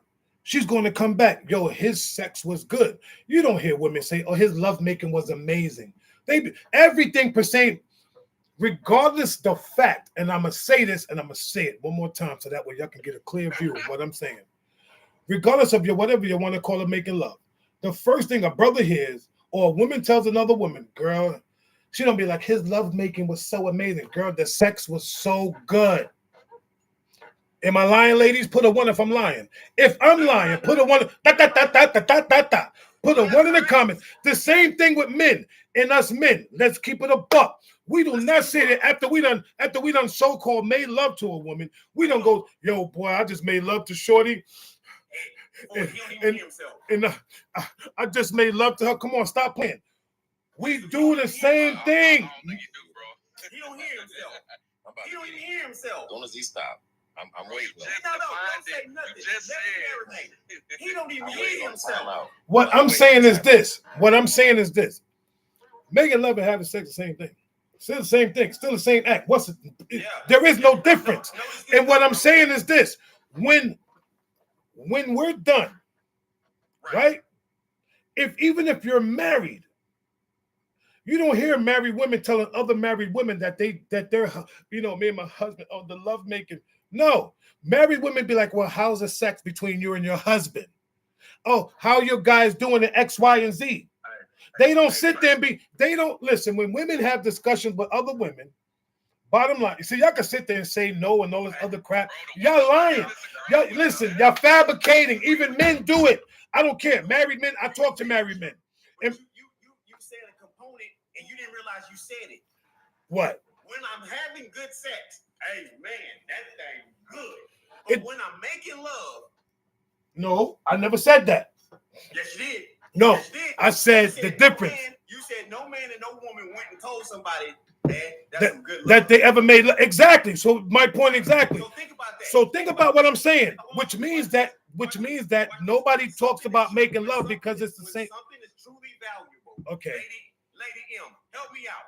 When something is truly valuable to you on a personal connective level, how much are you sharing? So what I'm saying is I'm this. not sharing because I don't need anybody else to know. Okay, what he so- does for me, so- 'cause so- it's nobody else's business. So if that's the I'm case, not gonna go and say that, oh, my husband and I or my whatever is making great love to me. I'm You're like, gonna- yeah, sure. Yeah, I'll look, say I y'all gonna have make me. good Y'all gonna make sex me or bring up. whatever, Do but not that's it. make me bring up my mace bells. Y'all got me bringing up my mace I'm bells. telling you, you're not gonna share that information. You're sharing it anyway with somebody. Listen, some of y'all out there already sharing it. You're already sharing your bedroom information with your if you're married. Lady Ham, it depends on the kind of friends around you. Say that again. Say that again. Say that again. It depends on the kind of friends. Say it one more around time. you. Say it one more time, please. Depends on the kind of friends around you. And if you're a married woman, Friends that open up, you can say, "Oh, damn, my man is good." say that Oh, again. damn, the guy is good. And here's the, no. Real quick. Women should never share. You should never share. I don't care who your friends are. You Listen, should never y'all share. women share. Stop playing just like men share. That information. So you're telling them, oh, the guy is good doesn't mean they want to sleep with your man. No. Just for you to show how appreciative. Time out. Let's take a minute. Let's take a minute to breathe, everybody. Let's move. I know this is one of those touchy Sorry, conversations. I want to say something. Some men, some people. Hold on, Trina, baby. Trina, baby, hold on. We need 16 more shares to break 100, y'all. 16 more shares. Real quickly, go ahead and hit that bent little arrow to the right. Hit repost and then hit add to story. The quickest way to share to all your people what happened. Where is this lady? There she go right here. This is the one I want to invite up here. I've been listening to her in the comments. This is the one I need to invite up here. I'm gonna go after Tina. Go ahead, Miss Tina. Sorry? Hi, doctor. Yeah, go ahead, Miss Tina. We waiting on you. Go ahead. You know, I've been watching you in them comments. Come on, Trina. Say what you got to say. Like I said, some men take quickie as love making, which is not. Say that again. Some men take quickie Yeah. as love making. Yeah. Some of y'all women do Which too. is not. Yeah, but go ahead. So this is what we're gonna do. The different, from my own understanding, at my 40s, the difference between love making and sex.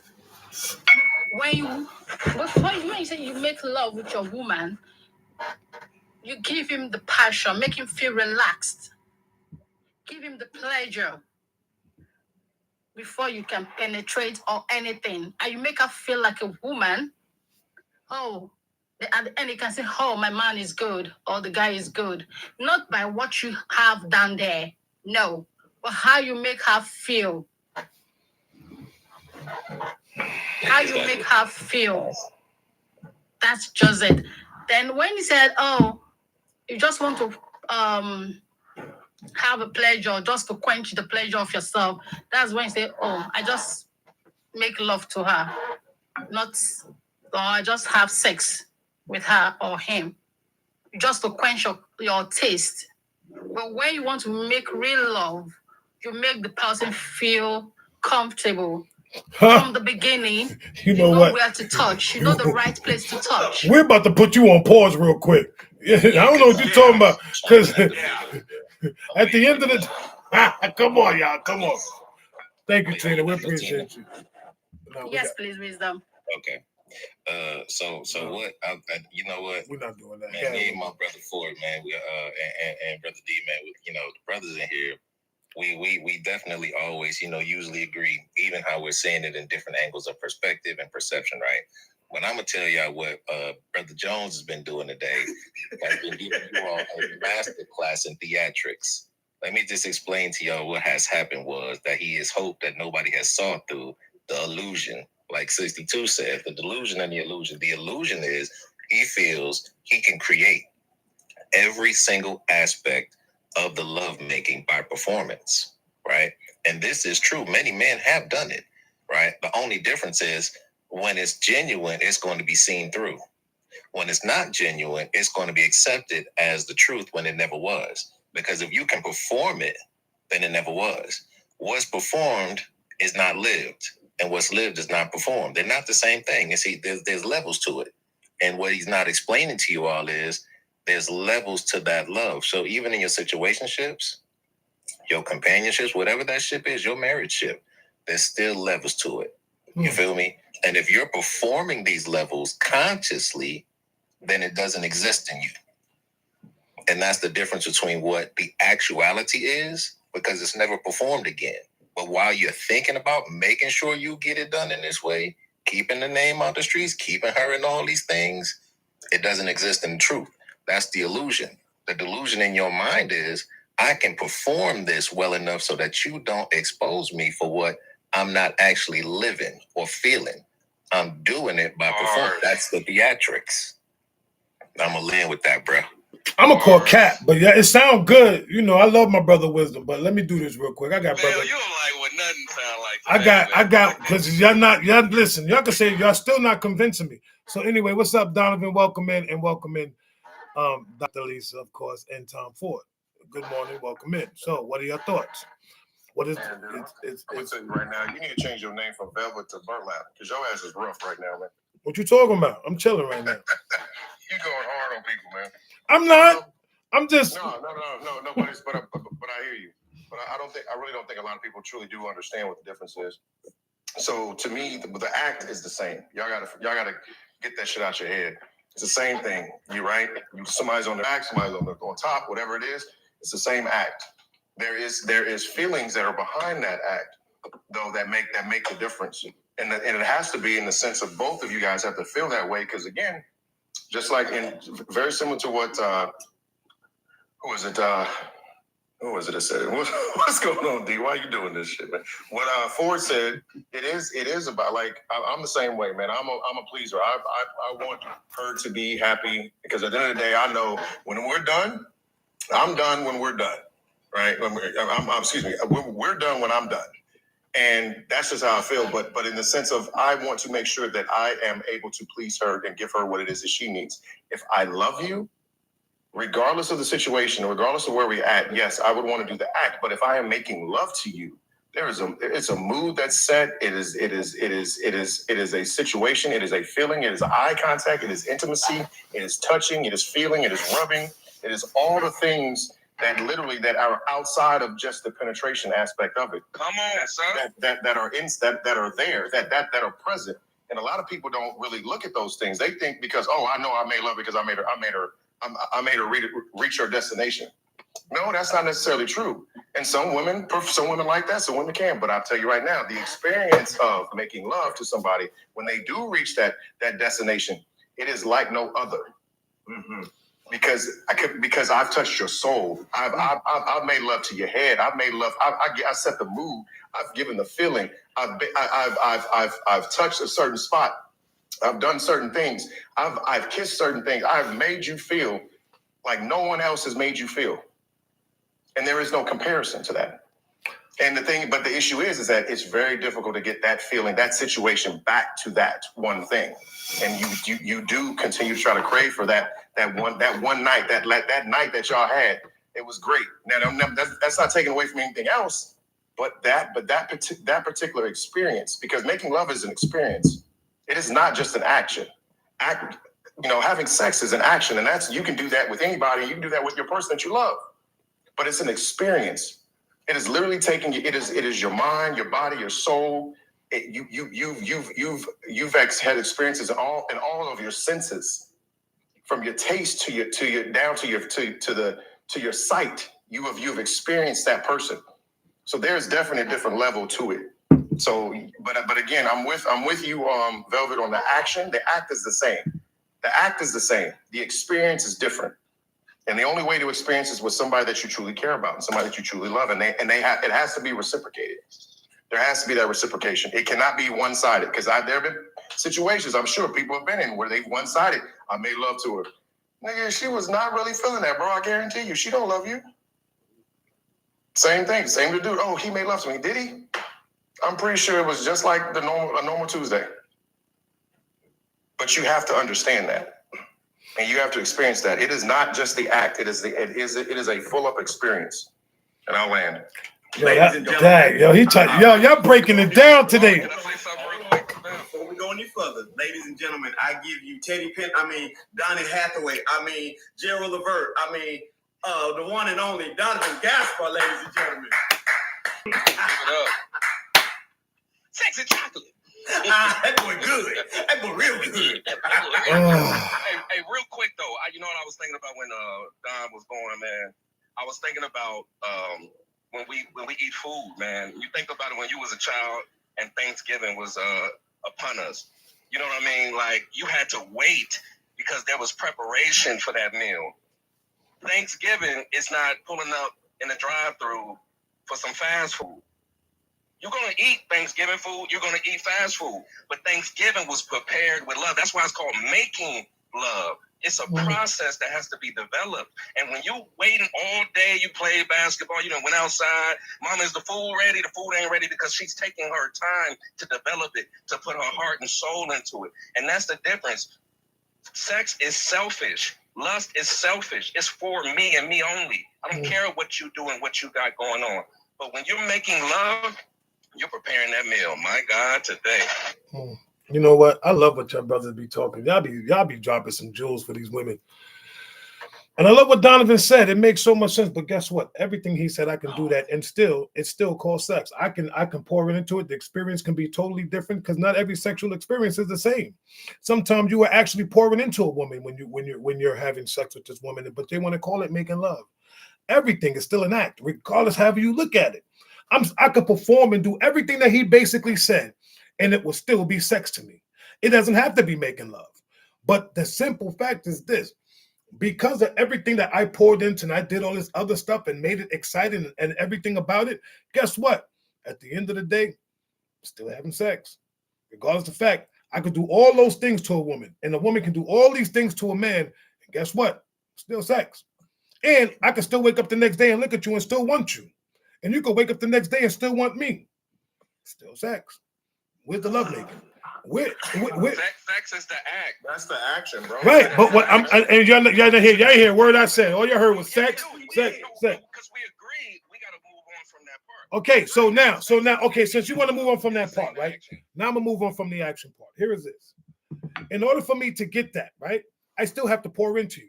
I still have to do certain things. I'm not going to just give it because here's the thing. You ain't going to just sleep with somebody without truly knowing them. You're not going to sleep with somebody without truly knowing them. So therefore, I still have to get to know you. I have to pour into you. I have to do certain things as a man. And you have to do certain things as a woman to want that. So guess what? I do desire you. I'm still going to want you. So at the same token, unless you a dot, and you just out there opening up your box is a whole different thing. But guess what? I got to pour into you emotionally. I got to get to, it's not fake. It's not fake until you make it, wisdom. Can't do that. Because the same women that I'm pouring into and I'm doing all these things for will be the same women I wound up marrying. Because like I said before, we're going to test drive that vehicle. For some of y'all that's leasing and some of y'all with an option to buy. At the end of the day, what I'm saying is this. We are still doing all these acts. I'm putting my heart into it. I'm telling this woman because ain't a woman, depending on who she is. Hey, Velvet. And depending on who you are as a man. Hey, Velvet. What's up? I love you, bro. We love you. I love y'all too. We love you, bro. For sure. Absolutely. Hey, all the brothers, come on and get in here. We're going to give them a group hug. For what? Listen. Hold on, time out, Blue. Did we not? Is this not an opinion-based live? Yes or no? So my opinion should matter, right? It's permission to think differently. Yes or no? I'm thinking. Give you a hug, bro. And I got one question for you, bro. Yeah, because it's definitely Academy Award. I got a question for you. Okay, so you said the test drive with the option to buy. When you buy, did anything change? No, the car ran just like it did. Good enough. Good enough. That's all I had. Oh, it did change. The value decreased the moment I took it off the lot. Oh, wow. You break, you bite. No, come on, doctor. Come on, doctor. I see your hand. Come on. I know you want to give me that word. Come on, sister, because you've been trying to put it in the comments. Ladies and I gentlemen. have been trying. I've been putting it in the comments because this is crazy work right now. I just I'm gonna keep it short and sweet and exercise my power to shut up afterwards. I think that what's going on up here is the difference between a surface level conversation and a deep level conversation. And unfortunately, I think most people don't go deep because I'm just speaking as a married woman, it better change. So if you're telling me that there's no difference, there's a bigger problem. It's kind of like if you, and I'm going to give this as an example. When people have lived together before they get married, and then they get married, and they say, and someone asks, so how are things going? And they say, oh, it's the same. It shouldn't be. It should have changed. Because you just did something very different than living with me. You have gone before God and said, this is my person. That's a whole different program. So the change has got to happen. It's sad that we don't see it, but I do agree that most people don't understand what that is. But it doesn't mean that it doesn't exist because you don't understand it. There is an absolute difference between sex and making love. And I do agree with, I can't remember who said it, that this is not a thing, just an act that happens when it's making love. It actually starts long before you get there. And sometimes you don't even have to get there. How amazing would it be to have that moment and you never entered the bedroom? Like y'all really gotta think about what you're saying right now, because it just to me shows that we just don't dig deep enough. We're not trying to understand. And this is just from a woman's perspective, because you can go sit around with your boys. But the other part that y'all was saying and you saw in the comments, first of all, if you out there sharing, that's just tacky to me. Say it again, sister. But you got to be honest, Lisa. But there are women that they have these little women groups, married women, little men. I'm talking about men and women. Oh, yeah. I do agree with the woman who said, I can't remember who she was, I think at the bottom, but when she said you should not be out there sharing, like who does that? Like, I'm just, no judgment. I'm just saying that some things you should keep to yourself. But in regards to the conversation we're having, I just do think that some people are speaking on surface and then others are taking it deep. And that is the difference. But the difference does exist. So to say there's no difference, in my opinion, I think we're missing the deeper conversation and the deeper meaning of connecting with your person. So if you're just out there doing whatever, you're not trying to really connect. You're just doing stuff. But if there's a connection you're trying to make, it's going to mean something different, feel something different. You both are going to feel it. Someone said that. It's just going to be totally different. It is absolutely an experience. So that's just my 2 cents. And I love that. No. And I respect that. There you go. So when you finish, Brother Jones, if I may, I'm going to come right back behind that because there's something important I want to expound on the good doctor. Go ahead, Brother Jones, but I'm going to come right. I'm waiting on you. I'm waiting on the damn I ball. just want to know, where do I need to send the offering to, So let me go ahead, Brother Jones. Let me say that. I love what she's I love what y'all be saying. I love what she said. It's true. There are deeper connections and there are deeper conversations, but we have those deep conversations, and it still turns out to what it is. At the end of the day, love is a feeling, it's an emotion. I can be with you and not truly love you, but you would never know the difference because I made you feel a certain type of way. It all depends on you as the individual. It's not me. Like you said, I can make you feel something. I can make you think that things change. I can perform and act and make you show you that things have changed, but things may still remain the same within me. Everything starts within the individual. I can show you and I can perform and act very well, and I can do certain things. Men and women, we can do certain things to make a person think that, hey, guess what? This person loves me. He's doing certain things. She's doing X, Y, and Z. But is it really true? So let me just give you a news flash, because you're speaking about performative. No, and I think right. it being performative, but I think you will be making a really big mistake if you assume that people don't know when you're performing. So just because you think that you can do it, it's not for you to call, it's for the receiver. And a lot of times people think they're performing and you acing this. And really they already peeped your game. They know what you're doing. And that comes from the person within too, because if I have discernment about a person, I'm gonna let you perform. I'm gonna let you do what you think you're doing, but stop assuming that people don't know that you are performing. There's a difference between performance and being authentic, and we do know the difference. But not everybody, but we do more often than not. We do know the difference. Just because nobody said anything doesn't mean that they don't know. I'm just saying, don't assume. I do, and I respect that, right? But I want to say one thing real quick. Here's my things, right?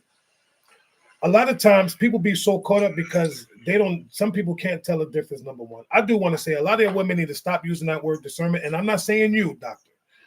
Women, y'all need to stop saying that word discernment because you don't even know when your man is feeling a certain type of way, when your man's ready to walk out that relationship, when your man is already smashing somebody, when your man is going through certain things. Where's your discernment then?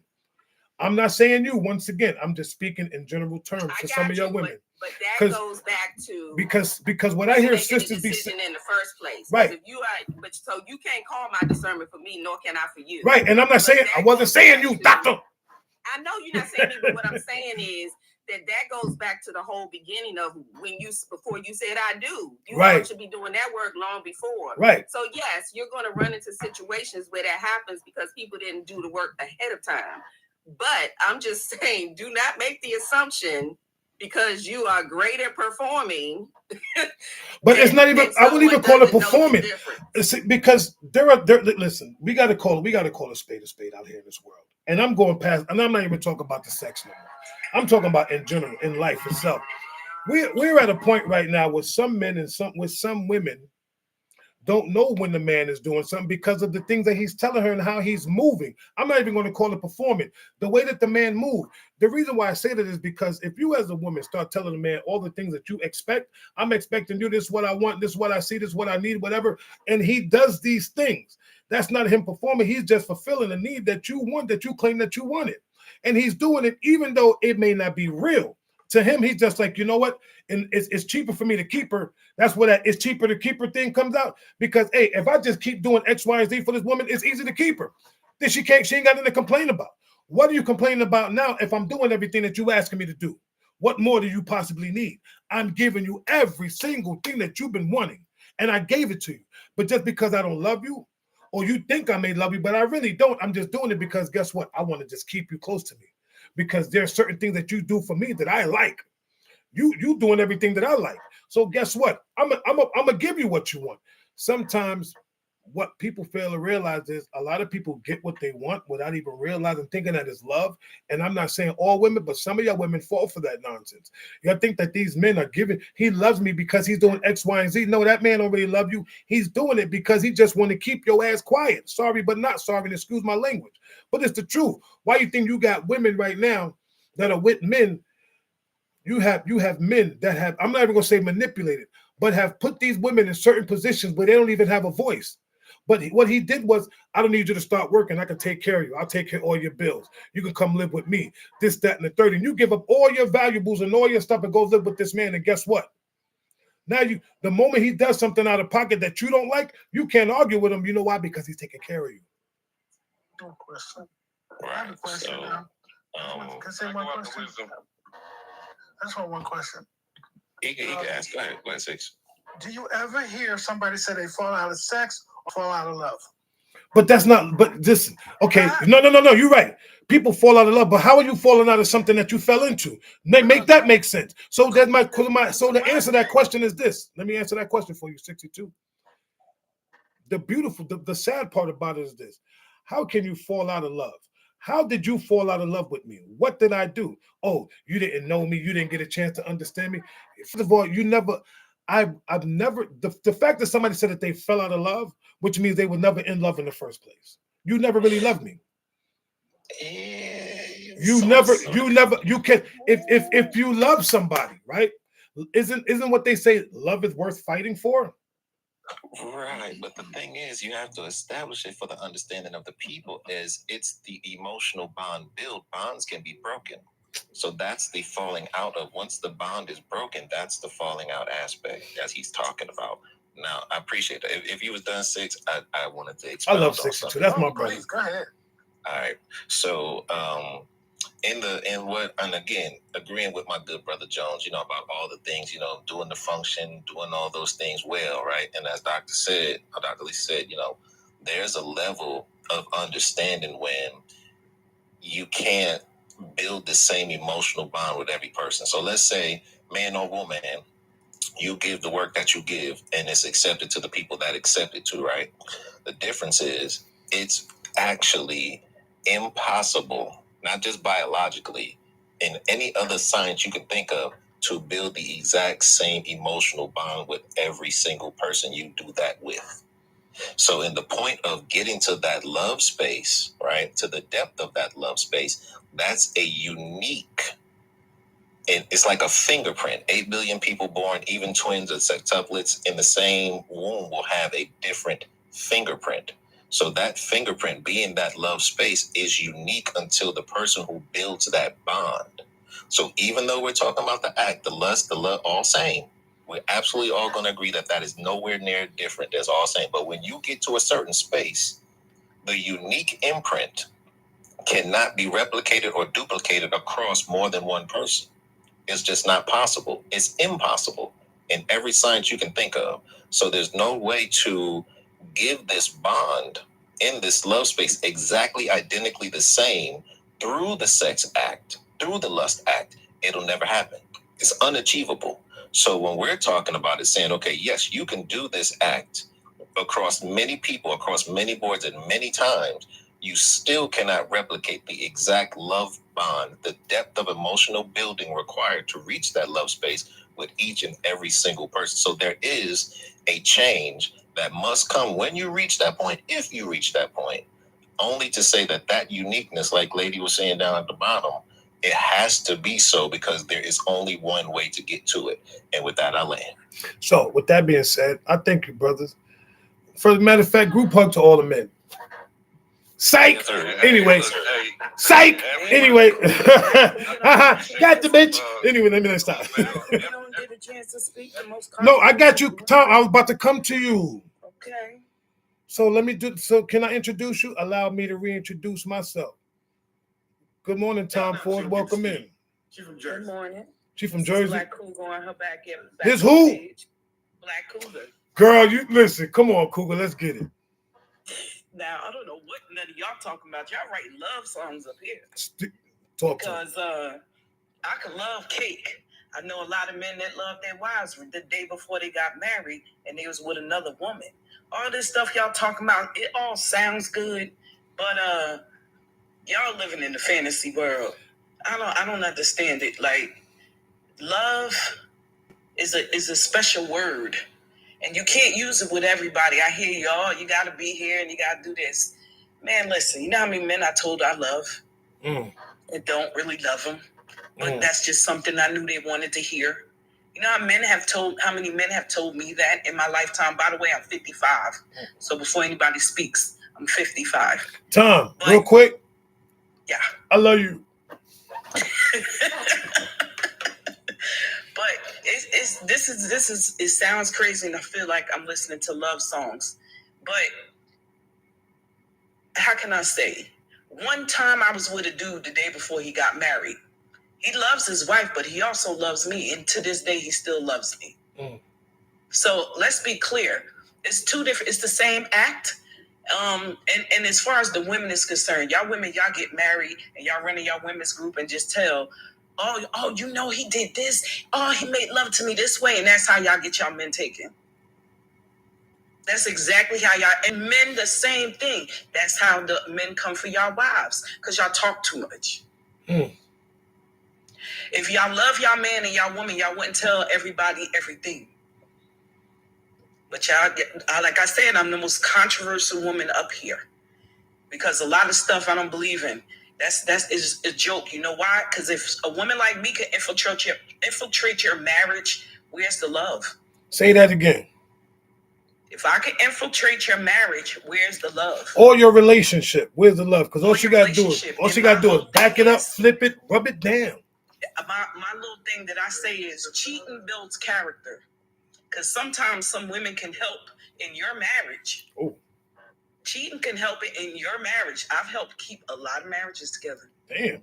So You may she not like like what I say and know I'm not a 3 or 4. she's the But I know. 506. Huh? I said you a 506. I'm double nickels. I That's know. what I am. Double nickels. Now listen, that's your truth. Say what you got to say. I want to say this before we go any further. Ladies and gentlemen, I bring to the stage Tarisha Perry. Everybody. Shut up, D. Because people are not living in real. It's a fantasy world. How many? If you was in love, why are you on TikTok? Why are you not with your wife doing some lovable stuff? That's not reality, baby. Exactly. Exactly. Hold on. Help me out. You have children, correct? I got 5 grown kids and 8 You have children, correct? Yep. What's up, All pal? right. And did you not send those children to school? Yeah. Okay. So what would it look like if an adult sat up here and said, if you truly love your children, why would you send your kids to public school for 8 hours a day? What does that mean? That means to get rid of their asses because you want some free time for yourself. Hold on. You just said if you in love, why you on TikTok? So if you loved your children, why did you send them to public school for 8 hours a day, 5 days a week, for 9 months a year? You know, my kids was homeschooled. But that would be the question. See, that's what I'm saying. So again, it's going there. It's making an assumption that this is something that because somebody's doing something, that doesn't mean anything. What we're talking about is the act is already understood. The act itself is the same. It is. It's just no different from a sculptor and somebody who does pottery. They're both molding stone. They're doing it in 2 different ways. They're both molding. However, there is an intentionality that you're not going to bring from pottery to sculpting. And you're damn sure not going to bring your chisel to the damn pottery chair. You still got to use your hands. But that's the thing. We've already underlined and understood that the act is the same. Ford, you got something you want to share, brother? Yes. Listen, man, y'all, we cooking up here. I don't know if because it's about to be fall and I got big activities on my mind, but I love the listen. Come on, I love the idea of food and my food analogy, man. Because maybe I'm hungry, but listen. R&B coach season about to be right around the corner. Right. Listen, you can have the ingredients, but you may not have the recipe. Come on, Just man. because you got the same ingredients don't mean you know how to make what I'm making. Come on, man. The definitions and how we define things is incumbent upon the person who's receiving. I've had sex with women who interpreted my sex as making love. But I know how I exert myself. I know how to portray myself. I know what making love is for me. And I think what we're hearing on the stage is our own individual custom definitions of how we express that to the ones that we've shared that special place with and that special activity with.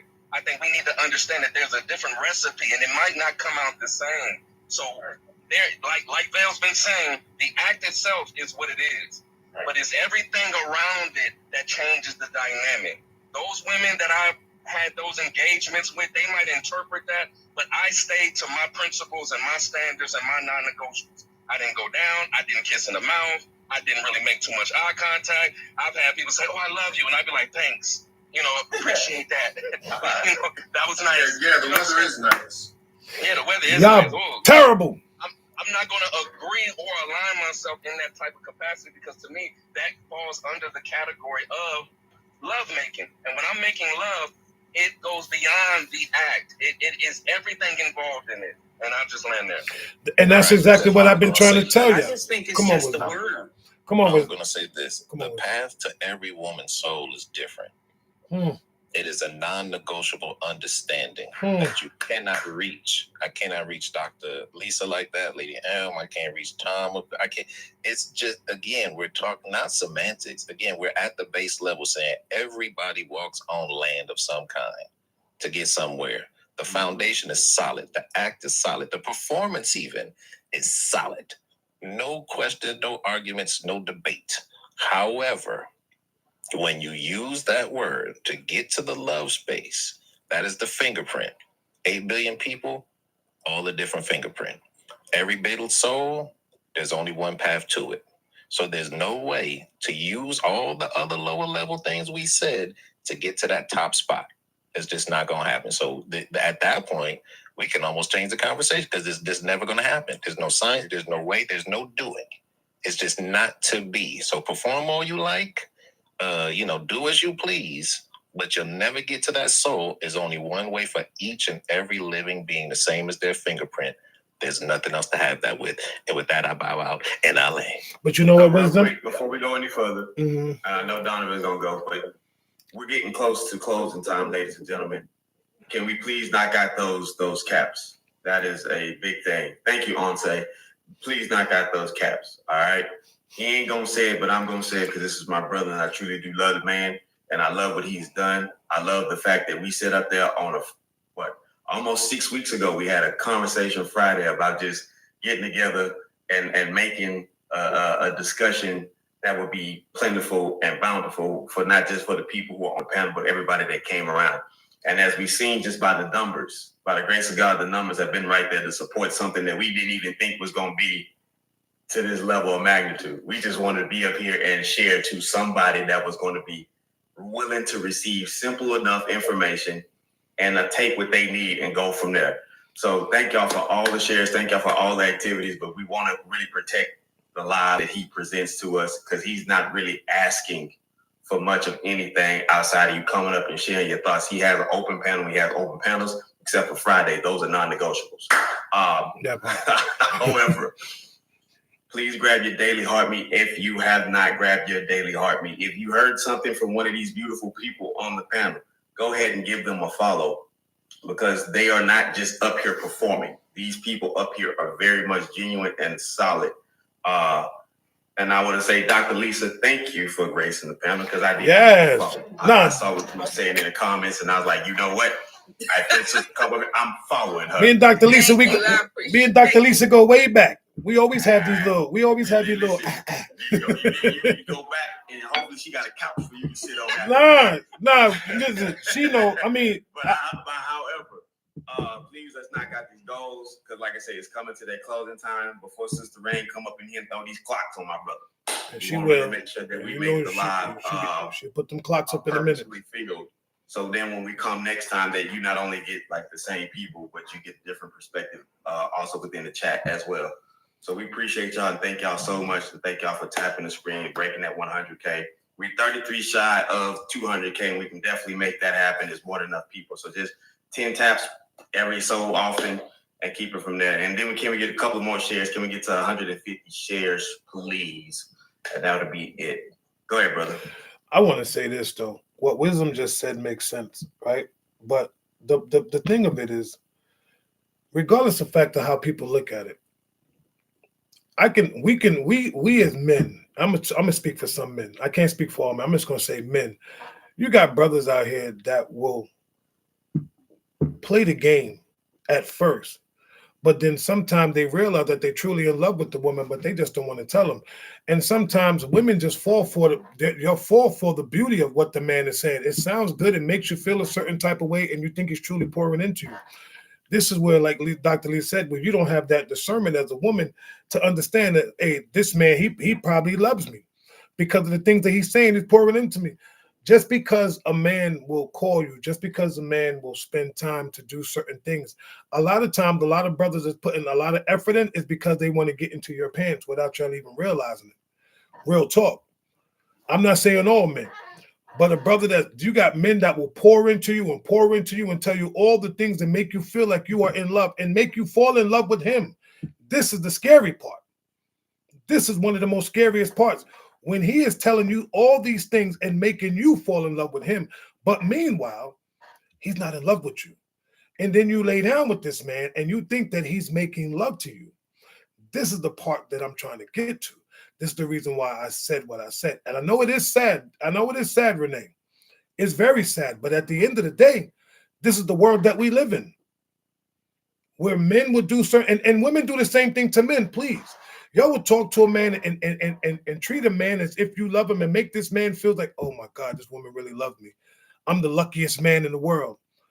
But meanwhile, behind closed doors, you're just using the man because there's just certain things that you want access to. Everybody plays a game. Like the song said, everybody plays the fool sometimes. It's the truth. We all play a fool sometimes. We all played this game and we all have been through something. That's why we start being more cautious. Think about it like this. If we wasn't the way that we were, then that means we never fell for anything. So a lot of us have fallen for the okie doke, and then some women had got real discernment. Some brothers is just like, hold on, I got to get on point. It's the truth. Nobody can actually sit there and say, like, you know what, I was never played. I was never lied to by a man. You lying to yourself by even saying that. Straight up and down. We have all been lied to by a man or a woman somewhere, some form of fashion in our lives, and we fell for the lie because we thought that what? That was my person. Can I say something real quick? Please. If you guys use love so, if you feel like love is so special from what I'm hearing, then you should only have fell in love one time. But trust you me, none of us up here has fallen in love one time. If love is so special, y'all should have only fell in love one time. Hold on. You start speaking for yourself, because you. Hold on, D. Right now. No. I mean, whoever's speaking, consider my eyes closed. I'm telling you, speak for yourself. No, wait a minute. I'm just speaking. This is my opinion. For yourself. But aren't we up here to speak? Hey, your opinion. Okay, Donovan. You keep saying y'all and you keep saying all. You keep saying I'm just saying, shouldn't we? Okay. You saying y'all, and you've already called people delusional on the panel. So no. I'm dealing with reality that I've dealt with. Your opinion and give your opinion. I'm dealing with. That's fair. That's what we're doing up here. We're expressing our opinion, correct? Is that not what this panel is for? It's an opinion, but what I do is I don't say, I don't. How do I put this? When I speak in general, I'm just talking about, like, I'm speaking in general, not about certain individuals. I can't say to speak for everyone. I can only speak for what my truth is and what my opinion is. You see what I'm saying? So the way that you're placing it is like you all, so it's making it seem like every single one of us. Sorry for saying you all, right. But I'm just saying. That's why he was saying speak for yourself. Like, I get what he was saying. Sorry, but shouldn't people in general fall in love? This word is so special. Shouldn't people fall in love one time? You can never fall in love one time. And they normally do. Listen, that's what's not being said. When they find love, it's normally that true love. True love. When they find it, it's normally that lightning in the bottle, right? But how many people have we told that we love? Because there's only one. Here's the beauty of it: there's only one true love, and we all know who our one true love is. So we don't never find that one true love, because that one true love is, of course, we know the Father. But other than that, I don't even call it. I think we fall in love with so many different people. We're not even gonna say we fall in love. We love so many different people. But the difference between, I can love a whole bunch of women, but I fell in love with one. You see what I'm saying? It's the difference. I've loved multiple women, and not saying I was in love with them, but I loved multiple women. But I fell in love with one woman. That's the surface level of it. So let's simplify it even more, bro. Let's simplify it. Let's use you, for example, with your permission. Out of all those women that you had love for versus the one that you fell in love with, significantly a difference in treatment. Am I correct? Hands down. Okay. Significantly a difference in approach. Am I correct? No. Yeah. I'm just playing. I'm playing, baby. No. Significantly a difference in respect. Yes. Significantly a difference in honor. Correct. There's so many more significant difference that this is what's happening. What's happening is that, yes, your life path is your life path. Nobody can dictate the journey that you've been experiencing and what you've been told. However, when we become this thing in this unknown process called life, because it's unknown, we are here right now in this morning, as I started, the day we've been in, a day we've never been in before, and a day we'll never be in again. We cannot dictate what's going to happen by 2 p.m. in either time zone that none of us stand. That part. So when we get into this thing of an understanding, we have an understanding of what love is, but a perforated treatment is out there for us. We keep thinking that we're going to get to this automation state of life. It doesn't happen. Guess why millionaires stay millionaires? Because they have multiple streams of income. They didn't rely on just one particular source. And see, this is what happened. God knows exactly who we are and what we need. And this is why we are provided this connection between all of these different people. Some people been in love and lost love because guess what? They stood to stand the time of their marriage. That person passed away. God said, hey, I see you, baby. I see you. So what I'm going to do is I'm going to curate another mate for you. You might have to go through a little long suffering, but when this person show up, be prepared because I got you, because I love you to no ends. And this other person comes in and you find out that they had some answers for your questions that you never let be known.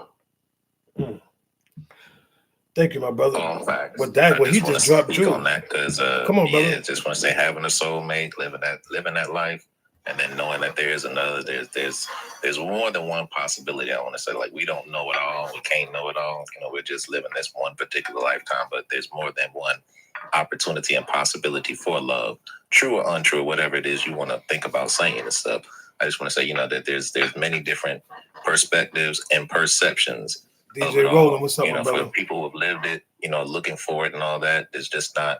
There's our perceptions of what we've experienced and what we can speak from, and then there's other people who have lived a difference from what we have not understood yet. And you know, it's been said in many ways. You know, I've not known this. You know, one lady says she had not experienced a type of vulnerability that many other people have. Doesn't make it right or wrong. It's just saying there's a lot of different ways in perception, in perspective, to understand possibilities that are out there. So we don't want to say to people that this is not possible, it shouldn't be possible. Again, giving our opinions, and Brother Jones giving the work, you know, everybody got a piece of it today. He ain't let up, not near a time on it. You know, but just thinking that, you know, the love is out there, you know, for those who have the understanding of, again, there's only one path to that soul. There's only one fingerprint, no matter who you think you are. And there's only one way to get to it. So just want to land with that. Brother DJ Rolling in the building. What's up from down the street? Hey. So listen, ladies and gentlemen, let me say this. Let me give a quick disclaimer. Everything I said today, I really don't agree with. I just said that for argument's sake. To be honest, it's just me. I had to do it. I had to do it because that's what I do. We know. I know my brothers know. They know. Probably the 1, 2, and 3 probably know. The 4 probably know. Some people's like, yo, is he serious? No, I'm really not. But to be honest, yes, there is a very distinct difference between making love and having sex with your partner. It definitely is. If you don't know the difference, then guess what? Then you're doing it wrong, and you don't need to be in either one. Straight up and down. If you as an individual do not know what making love to your woman is, or having sex with your partner, then guess what? Something is wrong with you. You need to check yourself because you're going to continuously wrecking yourself. And you're going to destroy your relationship and destroy whatever marriage that you so-called have. Once again, I said that because that's what you call a so-called marriage. You don't know if you're making love to your wife and you're having sex. First of all, if you slapping your woman on the ass and you're doing all kinds of stuff, you are basically having sex with your woman. Making love does not start with, lovemaking does not start with the bedroom. Like my brother Donovan said, like Ford said, like 62, like Dior said, like the sister doctor, like Wisdom said, like Lady, all those others up on the platform. And Miss V. Of course, my sister, that you were playing 2000s mumble rap in your background. You better believe it. You were not making love. Not at all.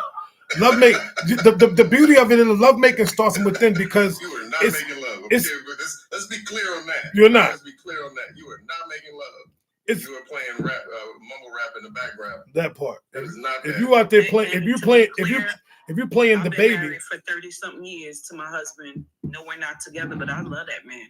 You better love him because if not, I'm coming. I still love that man.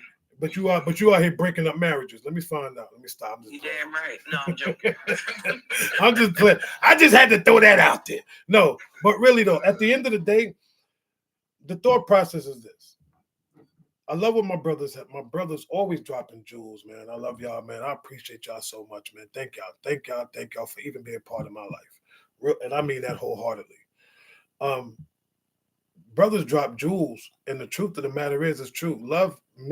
When you making love to someone, it starts from within. It starts from the verbal. It starts from the actions, me showing you the way I move, not the way I move in the bedroom, but how I'm moving is still making love to you, because I'm making love to your mind, body, and spirit. That's the most important part. And it also comes with the fact that when we also say, when we got to speak into you, if a man is speaking into you, that man making love to you. He's making love to your inner you, not your outer you. A lot of y'all don't understand that, because some of y'all don't even feel that. When you got a man talking to you and a man speaking to you, it's two different things. I say it, and I'm gonna keep saying it, because a lot of stuff need to be repeated for some of y'all. If a man is speaking into you and if a man is speaking to you, it's two different things. I can talk to a woman's flesh, but I can also speak into her. Two different things. And once you learn that, then you will understand what we're talking about, and a lot of things that what us men up here, what we be doing. We're not here to bash. We're not here to judge. We are here to express and let you know how some of us men truly think and where we truly at, and to help some of y'all women get a better perception of what real men truly look like.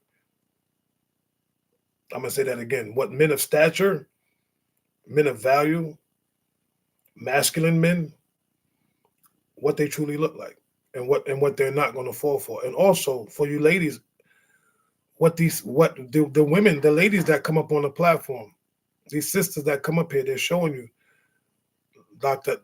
Lisa, telling you what marriage is like for the years that she's been married.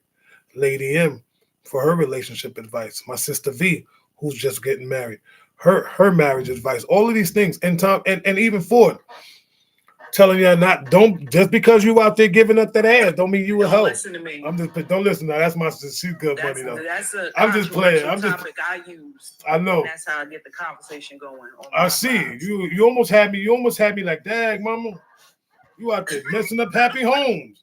Yo, she had me listen. When I say she had me there, man, my feelings when she said cheat build character, I was like, what?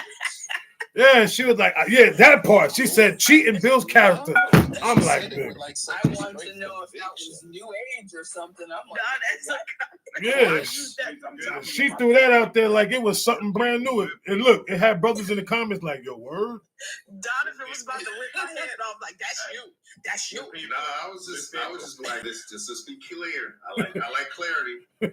No. When I came up here, I said I'm the most controversial woman on We don't care about none of that, woman. And just to let y'all know, yeah, one more quick thing. If you're in Chicago, go see Miss Flossie. She has an amazing restaurant, and her sister can cook. Yes, in Chicago, go see Miss Flossie. However, before we go see anybody else, let's see that these goals get knocked out before we close this live. It's been nothing short of amazing, and we are grateful for everybody being here. And like my brother Donovan said, get you somebody that's gonna have a good R&B in your background and not that daggone.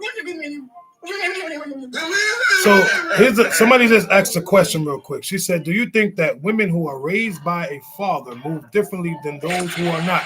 No. Just because you're raised by your daddy does not mean you move differently. Y'all move the same. I'm just playing. Let's be honest about that. I'm just playing. Women influence women more than men influence women. There are aspects of women who cling to their father's words, and it has made a difference. But for the life of me, the influence that a man has on a woman, it sits on a 3 on a scale of 10. Who is playing that?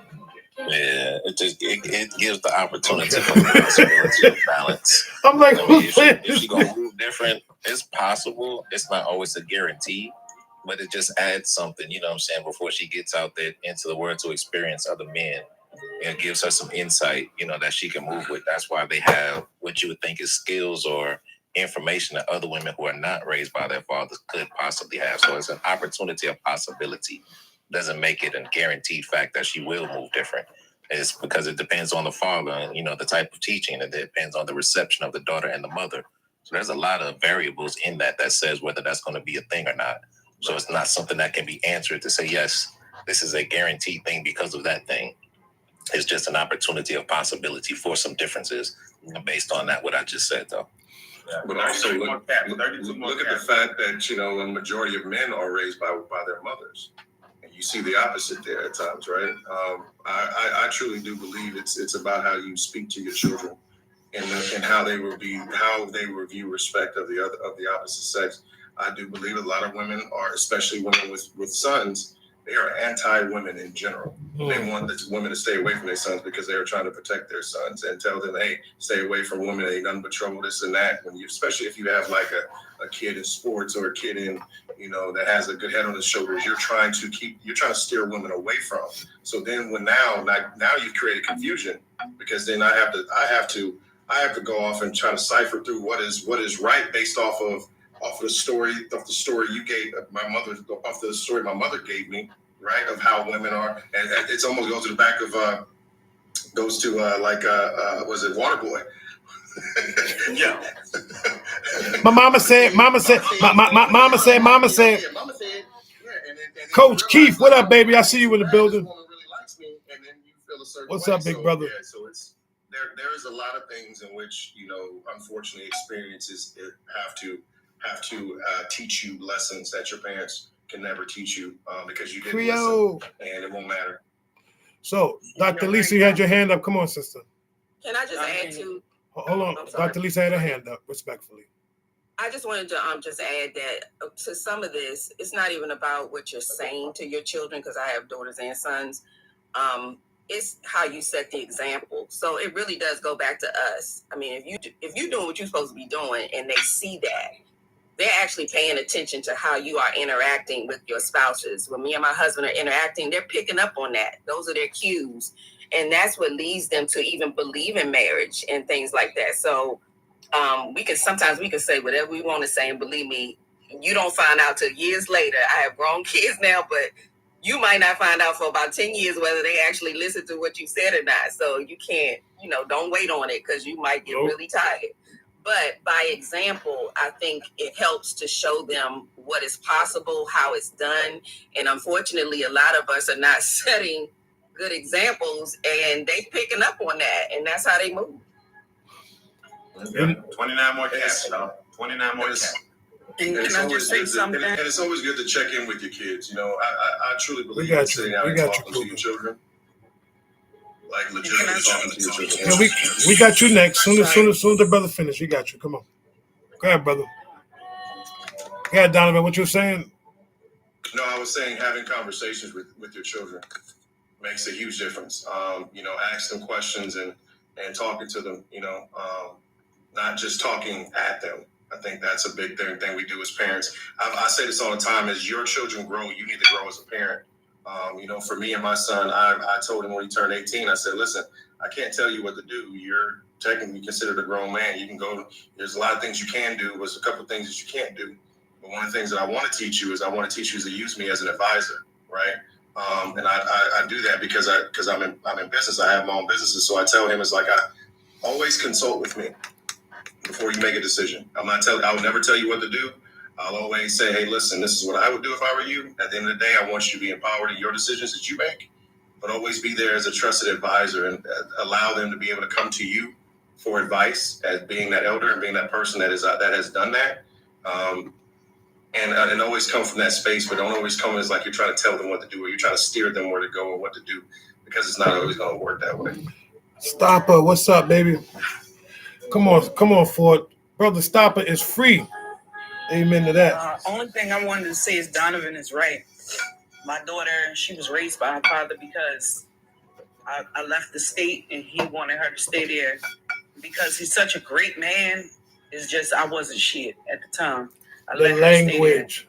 He did a wonderful job. We co-parent great, as well as with her stepmom. We all co-parent great. She's never seen any arguments because there were none to have. And what she's into now, what she's doing, because I was always there in her life. She and her father, it was like she had her village. But all my kids, I'm a mom of twin boys. I also was one of those. I am that mother Donovan was speaking about.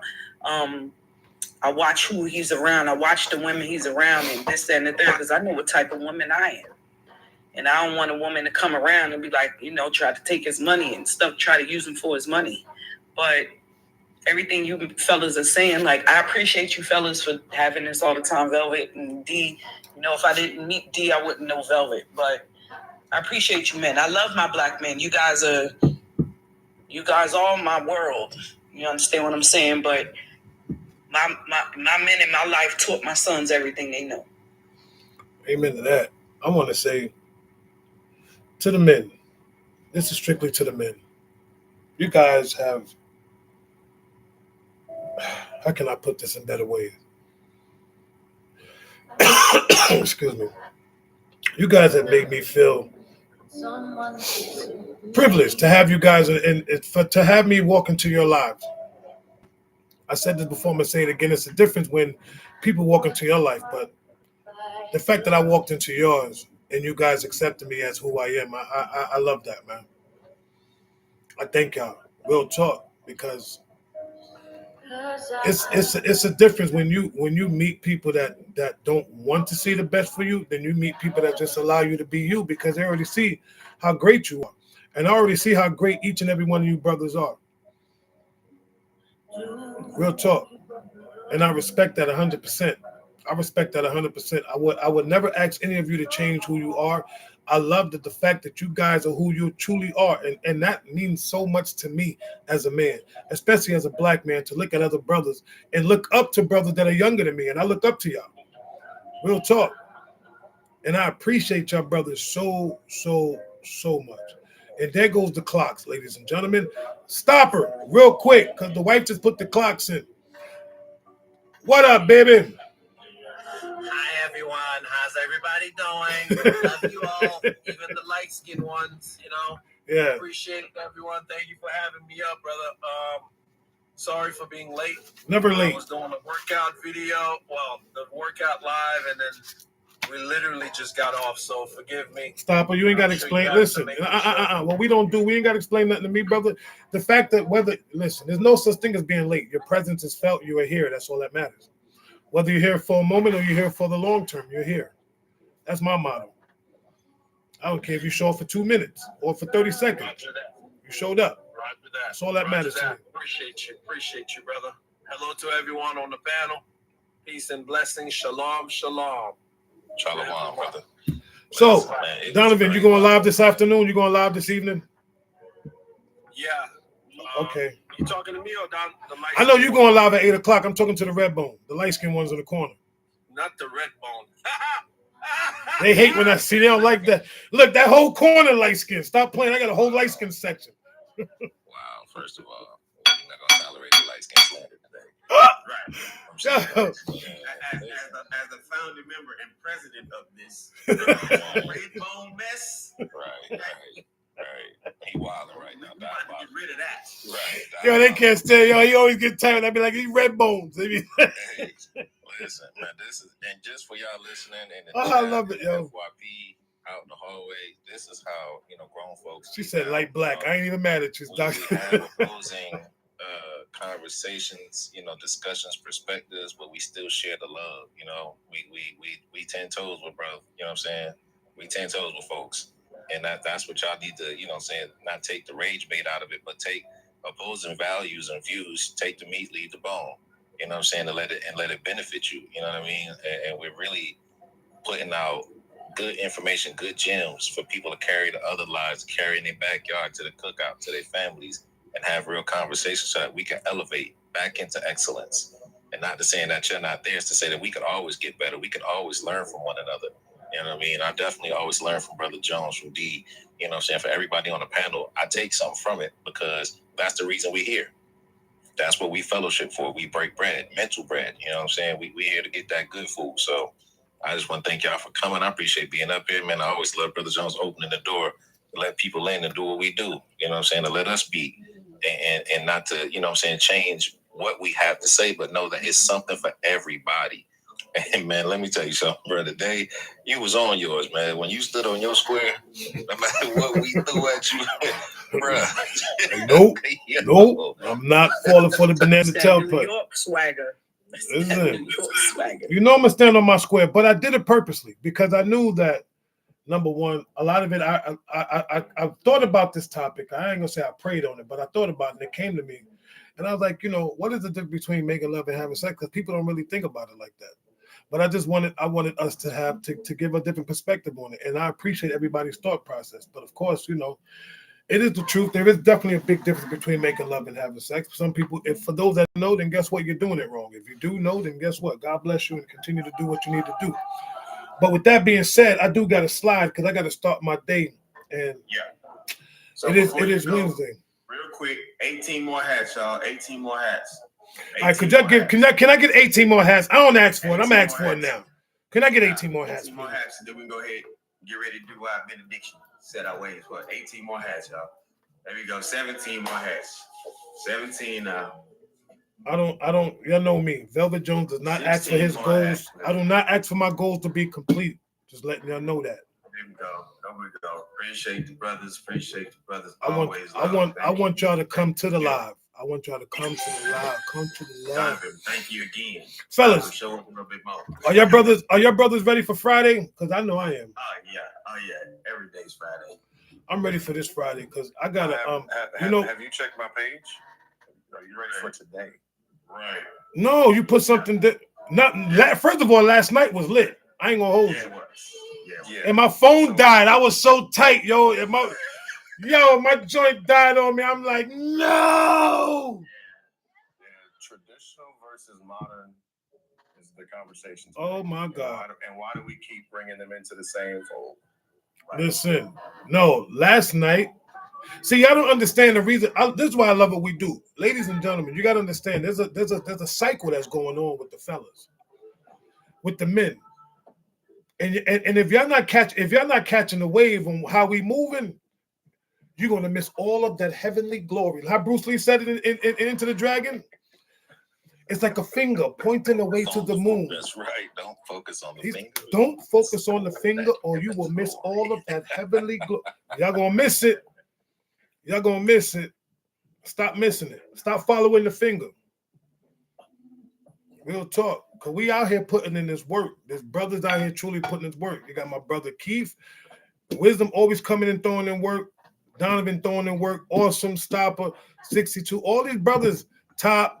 PR, all the brothers that be pulling up, all the brothers. I can't remember all of y'all, but y'all know who y'all are. Putting in this work. Ford, Cedric. Who am I missing? Miss anybody? AC. Positive thinking. Look, there's so many brothers that's out here putting in this work. Thank you, cuz. I appreciate that. Yeah. Real talk. She was like, she just said, Creo said last night was needed. It was. Listen. Hey, what we need not is for you to be asking. Oh yeah, brother James, you're right. Brother James, my best friend, brother James. I'm flying. Remember, I'll be in the air on Friday. Yeah. Wisdom, Morpheus. Who else am I forgetting? Hustle, Keith, all the brothers, man, all the brothers. Cherry, even though he a little wild, but that's still my man. I still rock with Cherry. Terry be spitting though. He do. He a little long-winded, but I rock with him though. Tell him, Don. Oh, Yeah. True Philly boy. True Philly boy. Prediction time, man. I'm not going down with you in this ship called Rain. Rain. Yeah, you're going down in the ship. It's going down in the day. No, sir. All right, listen, ladies and gentlemen, put your right hand up, put your left hand up, put your left hand down, keep your right hand up. As we always say, may the love of the Lord be with us all until we meet again. In Jesus' name, amen. Thank you, everybody, for coming in. Thank you for the taps. Thank you for the gifts. Thank you for gifting the panel. Thank you for all those people that was on the platform this morning. Thank you, guys. Thank you, ladies. Thank you, sisters. I appreciate each and every one of y'all's perspective. My brothers, I love y'all. For all you people that came to the live today, thank y'all again. We got to 200K likes, and I love y'all, and I appreciate y'all. Roxy, I don't know why you wasn't out there doing what you're supposed to be doing this morning, sister, but I still love you. Listen, Friday, men's panel, we already know how we getting down. It's going down in the basement. Velvet Jones in the building. And guess what? Gotta go. I don't know what you got to do today, but just don't do it here. Peace and blessings, everybody. Check out the story on my page. You'll see it there. All right. I'm going to check it out as soon as I jump off. Blessings, everybody. Later.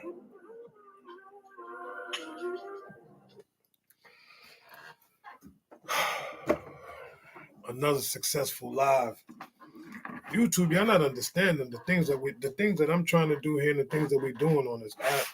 I go live on TikTok, but y'all need to keep coming back and keep listening to these lives. You can get a better understanding. Peace out, YouTube. Holla at your boy.